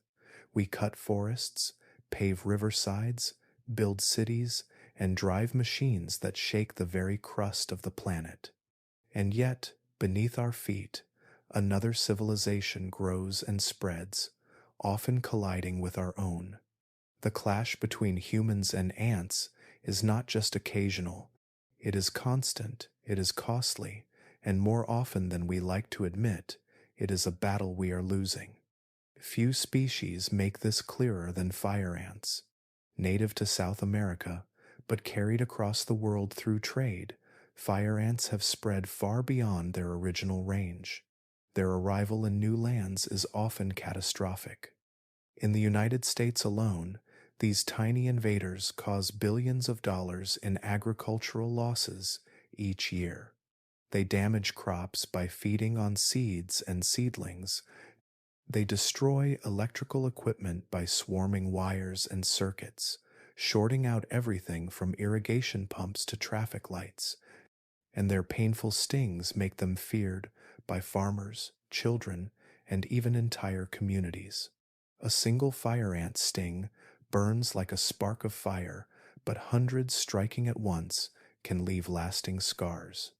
Attempts to stop them have been relentless. Governments have spent fortunes on pesticides, traps, and chemical baits, yet the ants adapt, kill one colony, and another rises nearby. Spread poison, and survivors learn to avoid it. Their ability to rebound, to rebuild from devastation, mirrors their resilience through millions of years of natural disasters. The harder we fight, the more we realize that eradicating them is a nearly impossible task. And fire ants are not alone. In tropical forests, rural villages, and open grasslands, army ants remain a force of fear. These ants do not build permanent nests. Instead, they move in vast swarms, marching across the ground like a dark river of living bodies. Farmers in Central and South America tell stories of how an army ant raid can empty a barn of rodents in minutes. Chickens flee in panic. Dogs bark, but will not approach. Even snakes abandon their hiding places, unable to withstand the onslaught. To stand in the path of an army ant swarm is to feel the ground itself shift beneath you, a tide of tiny jaws that leaves nothing alive in its wake. In rural areas, people have long learned to coexist with this terror. When the swarm approaches, families pack up and step aside, waiting until the ants pass before returning to their homes. Strangely, some even welcome the raids. Army ants clear houses of cockroaches, rats, and scorpions, providing a grim but effective service. Fear mixes with reliance, and once again, humans find themselves shaped by the empire beneath them. The clash extends beyond forests and fields. In cities, ants infiltrate kitchens and pantries, contaminating food. They invade hospitals, chewing through sterile supplies, and even threatening vulnerable patients. In developing countries, outbreaks of invasive ant species can overwhelm entire communities, disrupting food security and spreading disease by attacking livestock. No matter how many walls we raise or how advanced our technology becomes, ants find cracks, slip through, and remind us that the boundaries of human civilization mean nothing to them. What makes this conflict so humbling is that we fight with weapons of scale. Pesticides, chemicals, fire, and construction equipment are deployed against creatures smaller than a fingernail. Yet still, they persist, they regroup, they return. Their resilience highlights an uncomfortable truth. Our technology is vast, but theirs is persistence. Ours is invention, but theirs is numbers.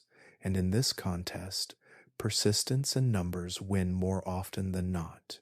For every fire ant nest burned out of the soil, thousands more remain untouched. For every swarm pushed back, another gathers in the shadows. Even in the heart of our strongest cities, they are already there, gnawing at the edges, patient and unrelenting. And so, while we tell ourselves that humans dominate the planet, the quiet reality is that ants thrive in our presence. They adapt to our farms, our roads, our towers, and our ships. They travel with us, sometimes hidden in the soil of potted plants, sometimes in the wood of shipping crates, sometimes in the very food we carry. They are not only surviving our world, they are using us to expand theirs. It leaves us with a sobering realization. For all our progress and all our power, we cannot truly defeat them. The war we fight against ants is not a war we can win. At best, we manage skirmishes, holding back the tide for a moment before it rises again. At worst, we become unwilling allies in their global expansion. And as their colonies spread across continents, linking into networks that rival our own trade routes, we begin to see that this is not only a battle between humans and ants, it is a question of who is truly leading the march of globalization. When humans think about globalization, we imagine trade ships crossing oceans, airplanes stitching continents together, and digital networks binding the world into a single web. Yet long before our technology united the globe, ants had already discovered the secret of expansion. Some of the most successful species do not simply spread within their native lands. They hitch rides with us, hidden in our cargo, our soil, our timber, even in the plants we transplant across borders. Quietly, without fanfare, they invade new territories, and once established, they rarely retreat. No ant tells this story more clearly than the Argentine ant. Originally native to the rivers and grasslands of South America, these small brown ants might not look like much at first glance. They are not particularly large, nor are they especially fierce. Yet what they lack in size, they make up for in strategy and cooperation. Over the past century, Argentine ants have become one of the most successful invasive species on Earth, spreading far beyond their homeland. Today, they thrive in North America, Europe, Asia, Australia, and Africa. Their empire follows our ships, our trucks, and our trade routes, reaching every corner of the human world. What makes them so successful is not only their ability to travel with us, but the way their colonies behave once they arrive. Most ant species are territorial. They guard their nests with violence, attacking outsiders and fighting constant battles for space. Argentine ants are different. Colonies from different regions often do not recognize one another as enemies. Instead, they merge. Workers from separate nests share food, exchange chemical signals, and join together into one seamless network. This creates supercolonies, sprawling systems of interconnected nests that can stretch for miles. In California, one such supercolony spans hundreds of miles along the coast. In Europe, another stretches from northern Italy to the Iberian Peninsula, a distance of more than 3,000 miles. Imagine that, an empire of ants crossing multiple countries, functioning as a single civilization. And the most astonishing part is that these distant supercolonies, separated by entire oceans, sometimes still recognize each other as kin. When scientists placed ants from Europe and ants from California side by side, they did not fight. They treated one another as family, evidence of a global network united by a single chemical signature. This level of cooperation gives Argentine ants an overwhelming advantage. Wherever they arrive, they quickly overpower native species. Local ants that defend their territories fiercely find themselves outnumbered, not by one nest, but by an endless tide of workers flowing from countless connected colonies. Food sources are stripped bare, competitors are driven out, and ecosystems shift around them. In some regions, once diverse ant populations have collapsed, replaced almost entirely by Argentine ants. It is as if a single nation had conquered every city in its path, leaving no rivals behind. Their rise carries eerie parallels to our own story of globalization. Just as humans have linked continents with trade and technology, Argentine ants have linked continents with soil and scent. Just as we reshape landscapes to serve our needs, they reshape ecosystems to serve theirs. And just as our globalization sometimes erases local cultures, theirs erases native species. They mirror us, but in some ways they surpass us. For while human alliances often fracture into conflict, theirs remain remarkably stable, united by chemistry that erases division. The unsettling question is whether their globalization may outlast ours. Empires of humans rise and fall, borders shift, nations crumble, languages vanish, but Argentine ants show no signs of decline. As long as we continue to trade, to travel, and to move goods across the earth, they will follow us, hidden passengers on our journeys. Their civilization may spread farther than ours, not because they control ships or planes, but because they have mastered persistence. And so, when we look at our cities and believe them to be monuments of dominance, we might pause to remember the smaller cities beneath our feet. Networks of tunnels and chambers, stretching farther than our roads, may already be the foundation of the planet's first global civilization. A civilization that does not speak, does not write, does not build towers of glass, but nonetheless spreads across continents with unstoppable force. But ants are not only part of modern science and invasion stories, they are also part of something older, something written into human memory. Across cultures and centuries, people have told stories about ants, watching their discipline, their strength, and their relentless work. Ancient myths and legends carry their image as symbols of survival, and those stories remind us that long before we understood the science of invasion, we sensed the mystery of the empire beneath us. Long before scientists studied ants with microscopes and charts, humans were already watching them with fascination. Across cultures and centuries, ants became symbols woven into stories, lessons, and myths. People looked at their discipline, their tireless movement, their ability to vanish into the earth and reappear in strength, and they saw something more than insects. They saw a mirror of values, a reminder of what it takes to survive, and at times, a whisper of mystery about what these creatures truly represented.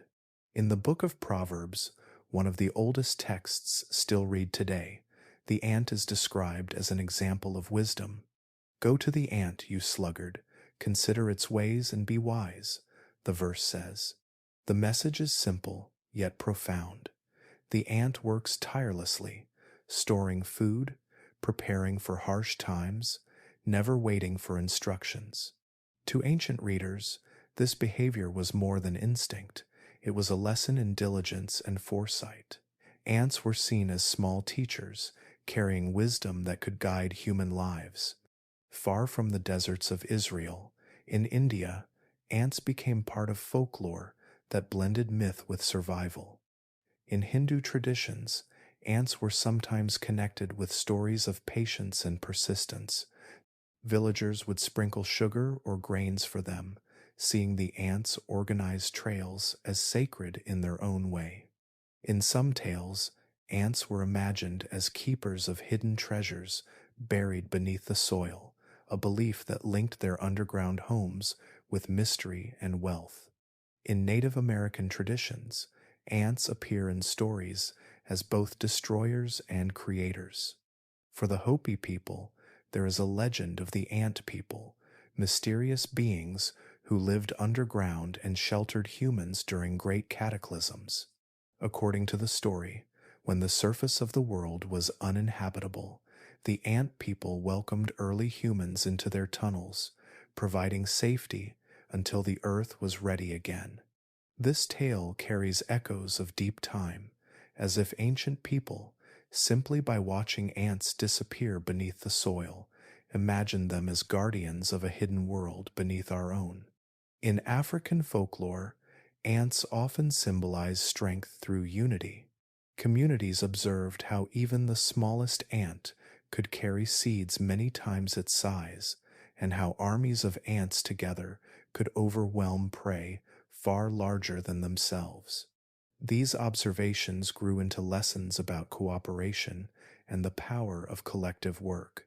Among the Ashanti people of Ghana, ants were seen as reminders that no task is impossible when done together, and that size does not always determine strength. Even in ancient Greece, ants crept into mythology.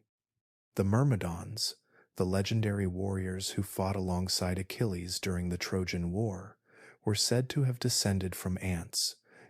According to the myth, Zeus transformed a colony of ants into people to repopulate an island. These new humans carried with them the traits of ants: loyalty, discipline, and tireless work. In this story, ants were not just insects, but the very ancestors of warriors, shaping human destiny itself. Beyond myths, ants also carried meanings in everyday traditions. Farmers in Asia saw their presence in fields as signs of fertility, believing that where ants thrived, the soil was rich. In Europe, people sometimes read the paths of ants as omens, interpreting their movements as hints of future weather or harvests.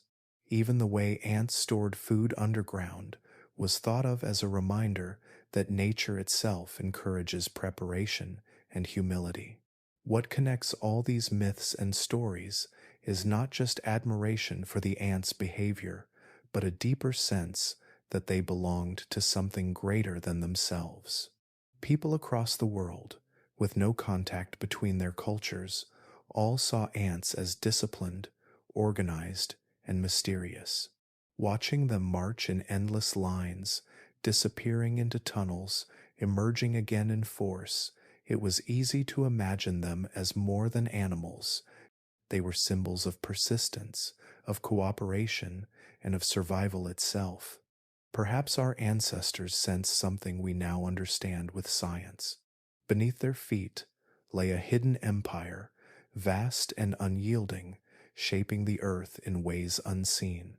They could not measure their numbers, nor calculate their biomass, nor study their pheromones, but they knew enough to sense that ants were not ordinary creatures.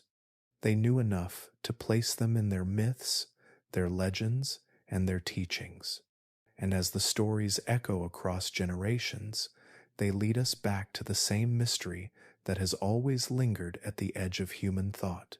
What other lessons might the ants still hold? When we watch ants moving in endless lines, carrying food, building tunnels, or defending their colony, it can be easy to forget just how extraordinary their behavior is. These are creatures that live without written laws, without leaders who give speeches, and without a single book of instructions, yet somehow they live by principles that many human societies struggle to hold on to. Their world is built on unity, sacrifice, and cooperation, and through their example, they reveal uncomfortable truths about our own. For ants, unity is not optional. A single ant on its own is weak, fragile, and unlikely to survive for long. But together, ants become a force of nature. One worker may struggle to drag a seed across the dirt, yet dozens working side by side can move objects hundreds of times their size. Army ants, for example, show this unity in its purest form. They march as a swarm, every individual connected by chemical signals, every body aligned in purpose. No single ant commands them, yet they move as if guided by one invisible hand. In their world, unity is survival, and it is this simple truth that has allowed them to thrive for over 100 million years. That unity also comes with sacrifice. Not every ant lives for itself. Most workers will never reproduce, never pass on their genes, never see themselves as individuals in the way we understand individuality. Their role is to serve the colony, even if it means giving their lives. Soldier ants will throw themselves against predators, knowing they will be crushed, but their death will protect the queen and the future of the colony. Leafcutter ants wear their jaws down to nothing through endless harvesting. Others die sealing tunnels with their own bodies to block invaders. In a human sense, this kind of sacrifice might seem tragic, yet, in the ant world, it is seen in a different light. Every sacrifice ensures progress, and progress belongs not to the one, but to the many. Perhaps the most powerful lesson ants offer is cooperation. Their societies are not based on competition within the colony, but on collaboration.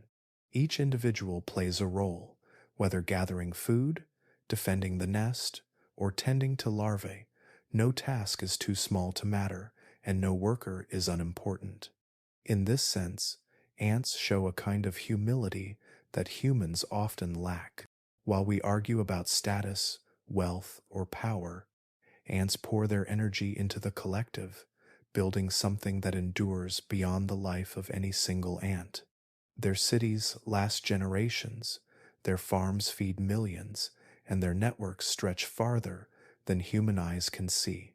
Cooperation is not only their way of surviving, it is their way of conquering the challenges of the natural world. It is impossible not to notice the contrast when we compare this to ourselves. Human societies often prize individuality above all else. We celebrate the single hero, the lone genius, the individual who rises above the crowd. Yet in doing so, we sometimes neglect the power of working together. Our cities, our technologies, and even our survival depend on cooperation. Yet we often forget how fragile that cooperation can be. Where ants see no division, we draw lines between nations, races, and classes. Where ants place the colony first, we often place the self. Their success whispers something uncomfortable about our own cracks and divisions. The emotional weight of this comparison is hard to ignore. If ants, creatures without language or tools, can build societies that endure for millions of years, what does it say about us that our civilizations often collapse within centuries? If they can unite to face predators, starvation, and environmental change, why do we fracture so quickly under pressure? If they can sacrifice for one another without hesitation, what does it mean when we struggle to share even the simplest resources? Perhaps ants remind us of what we once knew and what we still need to remember. That unity creates strength, that sacrifice builds a future, and that cooperation outlasts selfishness. They are not just insects beneath our feet. They are living demonstrations of principles that we, with all our intelligence, still struggle to master. And as we reflect on these lessons, the story of ants continues to unfold in ways that surprise even modern science. Their societies do not only inspire reflection, they also inspire innovation, shaping how we design our technologies and imagine our future. When scientists watch ants, They are not just studying tiny creatures crawling across the ground. They are, in many ways, watching the outlines of our own future. Hidden in their movements are patterns so efficient, so reliable, that entire branches of modern science have borrowed from them. What may look to us like chaos, a tangle of insects rushing in all directions, is actually order of the highest kind. Each ant is carrying out a task, and together they form systems so effective that engineers, computer scientists, and roboticists have been quietly imitating them for decades. One of the most striking examples comes from the way ants forage for food. When a single ant stumbles upon a crumb or a fallen seed, it does not simply eat and move on. Instead, it lays down a trail of pheromones on its way back to the nest. Other ants follow this trail, adding their own scent as they move. The more food there is, the stronger the trail becomes, and soon an entire column of workers is flowing back and forth, guided by nothing but an invisible chemical map. This is not leadership. It is not planning in the way humans think of it. It is a kind of natural algorithm, a step-by-step process that solves problems with astonishing speed. Computer scientists noticed this and asked a simple question. What if we used this same method to solve human problems? The result was something called ant colony optimization, an algorithm modeled on how ants find the shortest path to food. Today, these algorithms are used in everything from planning delivery routes for trucks, to scheduling flights, to solving puzzles that would take ordinary computers far too long to crack. What took ants millions of years to perfect through instinct, humans now use to make machines smarter. But the influence of ants does not stop with algorithms. Their swarm behavior has become a blueprint for robotics. Instead of building one giant, expensive machine to handle a problem, scientists are experimenting with creating many small robots that work together, each one carrying out a simple task, but collectively achieving something extraordinary.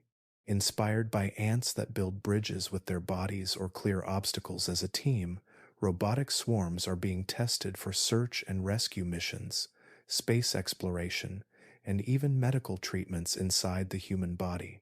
Imagine tiny machines working like ants in your bloodstream, cleaning blockages or delivering medicine directly to where it is needed.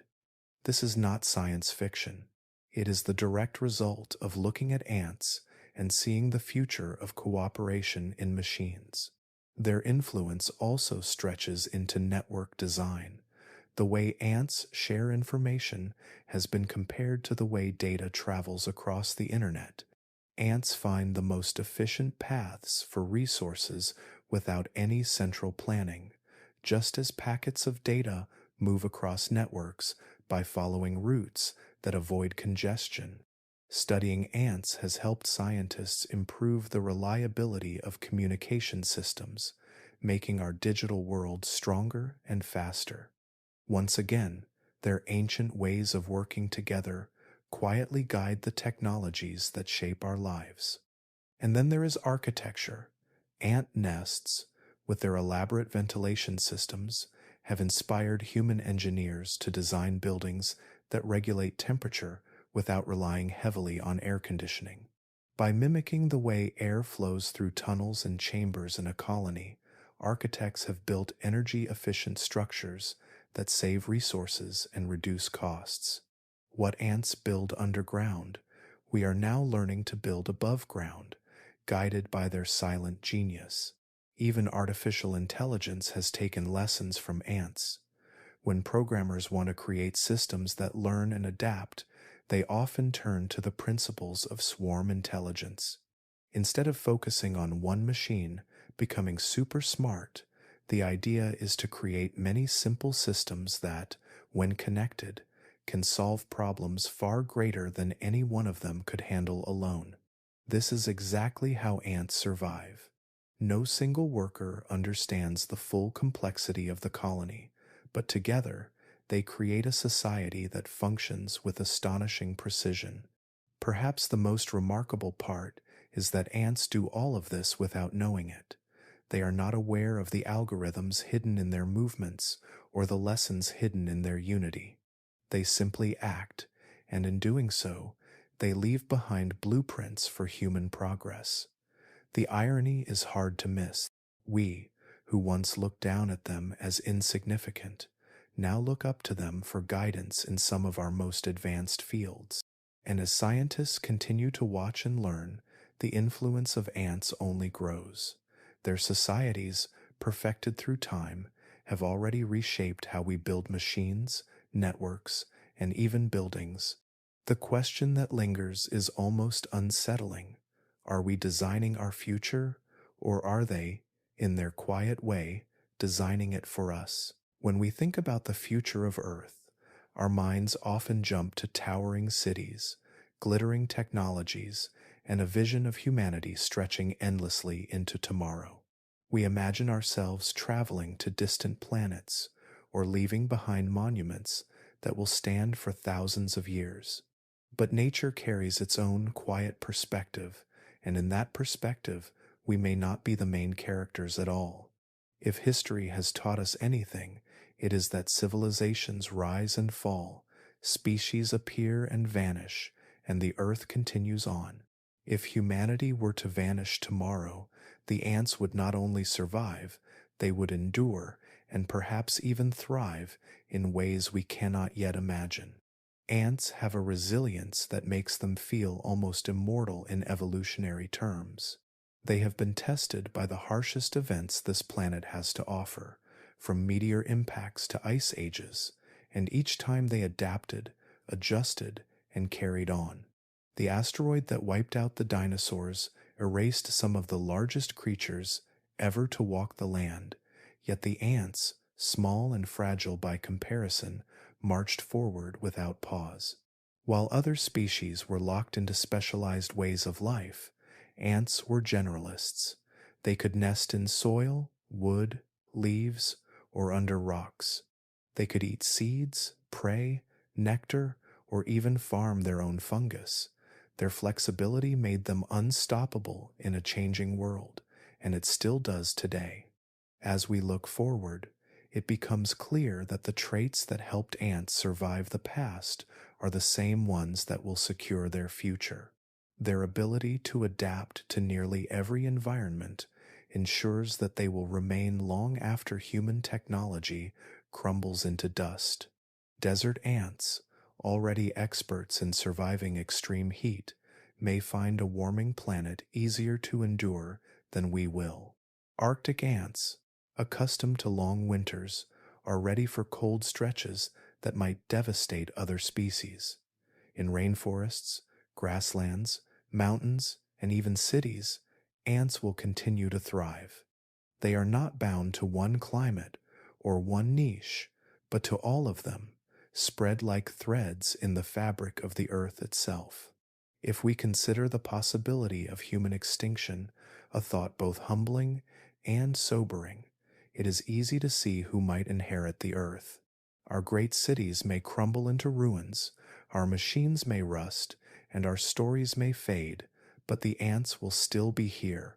They will continue to build their tunnels beneath abandoned streets, reclaim forests once cut by human hands, and weave their colonies into every corner of the world. The empire of the ants would outlast the empire of man, not through dominance in our sense, but through persistence, adaptability, and sheer numbers. Their society, already vast, may even expand further if freed from the pressure of human interference.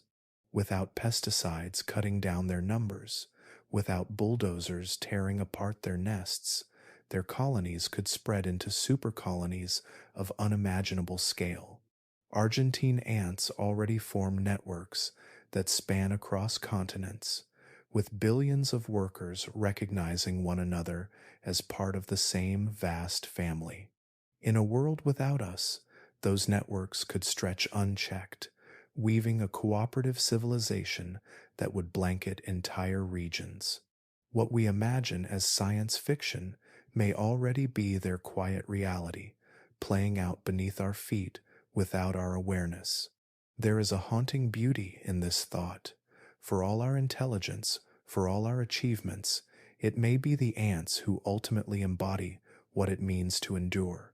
They have no monuments, no libraries, no written histories, and yet their story is one of survival across the ages. Where we see greatness in size or strength, evolution rewards resilience, cooperation, and adaptability. By those measures, ants are not just survivors, they are victors in the long game of life. It leaves us with a question that lingers like an echo in the soil. When the cities of humanity are gone, when the last lights of our species fade, who will carry the legacy of Earth forward? Perhaps the answer is already beneath us, moving silently in endless lines, shaping the ground we walk on, building empires in miniature. Perhaps the future belongs not to us, but to them. And if that is true, then when our story ends, the empire of ants will continue to march, carrying on the work they have done for over 100 million years, never pausing, never falling, simply enduring. For as long as humans have walked the earth, we have carried a story about ourselves.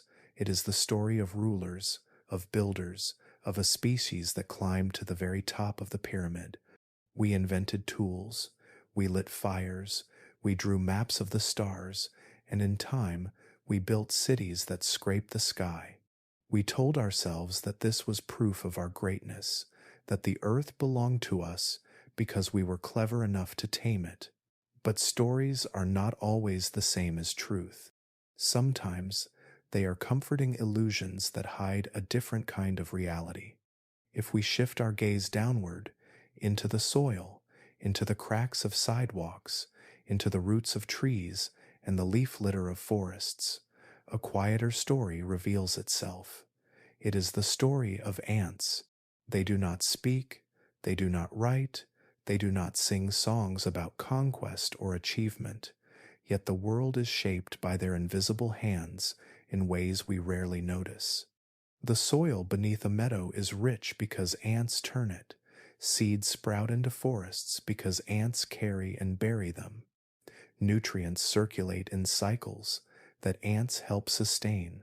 For millions of years before our first spark of fire, they were already shaping the earth, and they continue to do so beneath our feet even now. From a distance, we see skyscrapers and roads and satellites as proof of our dominance, but ants remind us that size and height are not the only measures of power.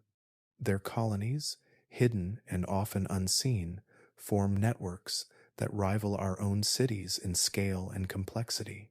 While we marvel at our ability to connect across continents, ants have quietly woven their own global webs through trade routes, shipping containers, and soil carried unknowingly by humans. Entire supercolonies now stretch across thousands of miles, functioning not as scattered pockets, but as a single cooperative civilization. And unlike us, they did not build theirs on fragile technologies that can fail in a single blackout. Their empire is built into the living earth itself. Perhaps what unsettles us most is that this empire thrives not by celebrating the individual, but by dissolving it. Where humans argue and divide, ants unify and sacrifice. Each worker is but a fragment of a greater body, a living cell in the organism of the colony. They achieve what we cannot: true unity, true cooperation, without the noise of ego. In this way, they mirror what we imagine in myths about hive minds or alien civilizations, yet they are not aliens. They are here, beside us, inside our walls, beneath our gardens, in the trees above our heads. Their unity is so complete that entire colonies seem to breathe, fight, and move as one, while we, the so-called rulers of Earth, fracture into endless divisions. When we call ourselves the masters of this planet, We often forget how fragile our mastery truly is. A single shift in climate threatens our food systems. A storm or earthquake tears down our proudest buildings in seconds. A microscopic virus can bring entire nations to a halt.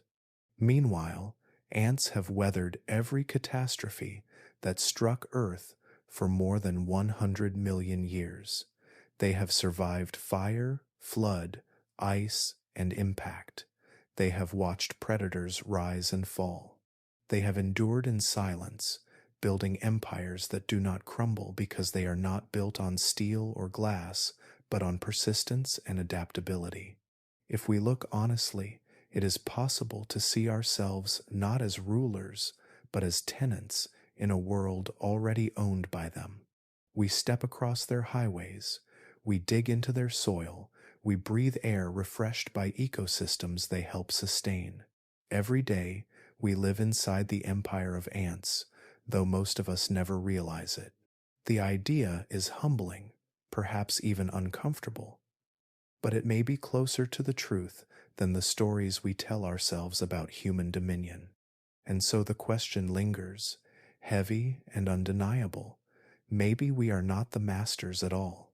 Maybe we are only guests, moving across a planet that has always been theirs, one that will continue to be theirs long after we are gone. For all of human history, we have carried the belief that civilization is ours alone.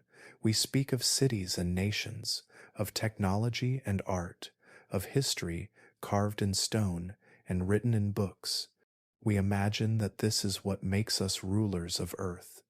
Yet when we pause and look more closely, another truth begins to emerge. Beneath our feet, hidden from sight, there is another empire.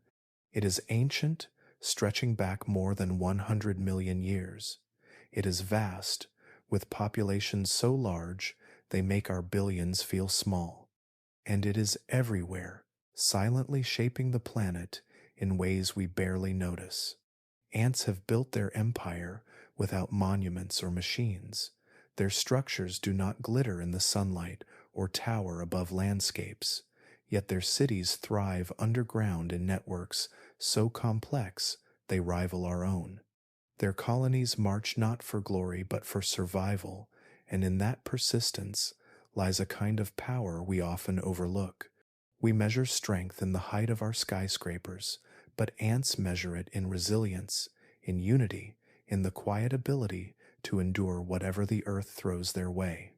When we step into a forest, we see trees as the guardians of life, yet even here, the empire of ants is working. They spread seeds, they aerate soil, they defend roots from enemies. Their touch is subtle but everywhere. Remove them, and the forest falters. Leave them, and life flourishes. The same is true in deserts, in grasslands, in the Arctic edges of survival. Wherever life struggles to take hold, ants are already there, weaving the threads of stability into the landscape. And so we are left with a deeper question. What is civilization really? Is it the glitter of technology, the ability to build machines that cross oceans and skies? Is it the writing of laws, or the telling of stories, or the pursuit of art and science? Or is it something simpler, something harder to measure, the ability to endure, to shape the earth so completely that survival becomes inevitable? By that definition, ants are not only a civilization, they may be the civilization, one that has thrived far longer than ours, and one that may still be here long after our lights have gone out. It is humbling, perhaps even unsettling, to think of ourselves not as rulers but as one species among many, walking on borrowed ground. Yet there is a quiet beauty in this truth. For as much as we strive for control, the planet was never only ours. It has always been shared. The ants remind us of that. With every seed they bury, with every tunnel they carve, with every colony that rises and falls, while we go about our lives above them. So I leave you with a question, one that has lingered quietly through this journey. Do humans truly rule the earth, Or have we simply mistaken ourselves for kings in a kingdom that was never ours? If survival is the measure of greatness, if the ability to shape life itself defines an empire, then perhaps the real rulers are not us at all, but the ants. If this thought stirred something in you, I invite you to share it. Tell me in the comments, who do you believe really rules the earth, us or them? I would love to read your reflections and to see the different perspectives from this little community that gathers here. And if you've enjoyed drifting through this hidden empire tonight, I would be grateful if you gave this video a gentle like and perhaps tapped subscribe. It helps other curious minds discover this peaceful corner of the internet, and it tells the algorithm that sleep and science truly belong together. So, take a breath, let your shoulders loosen, and rest in the wonder of it all. For the story of the ants is not finished, and neither is ours. And as long as we share this planet, there will always be new mysteries waiting beneath our feet, hidden empires quietly shaping the world we call home.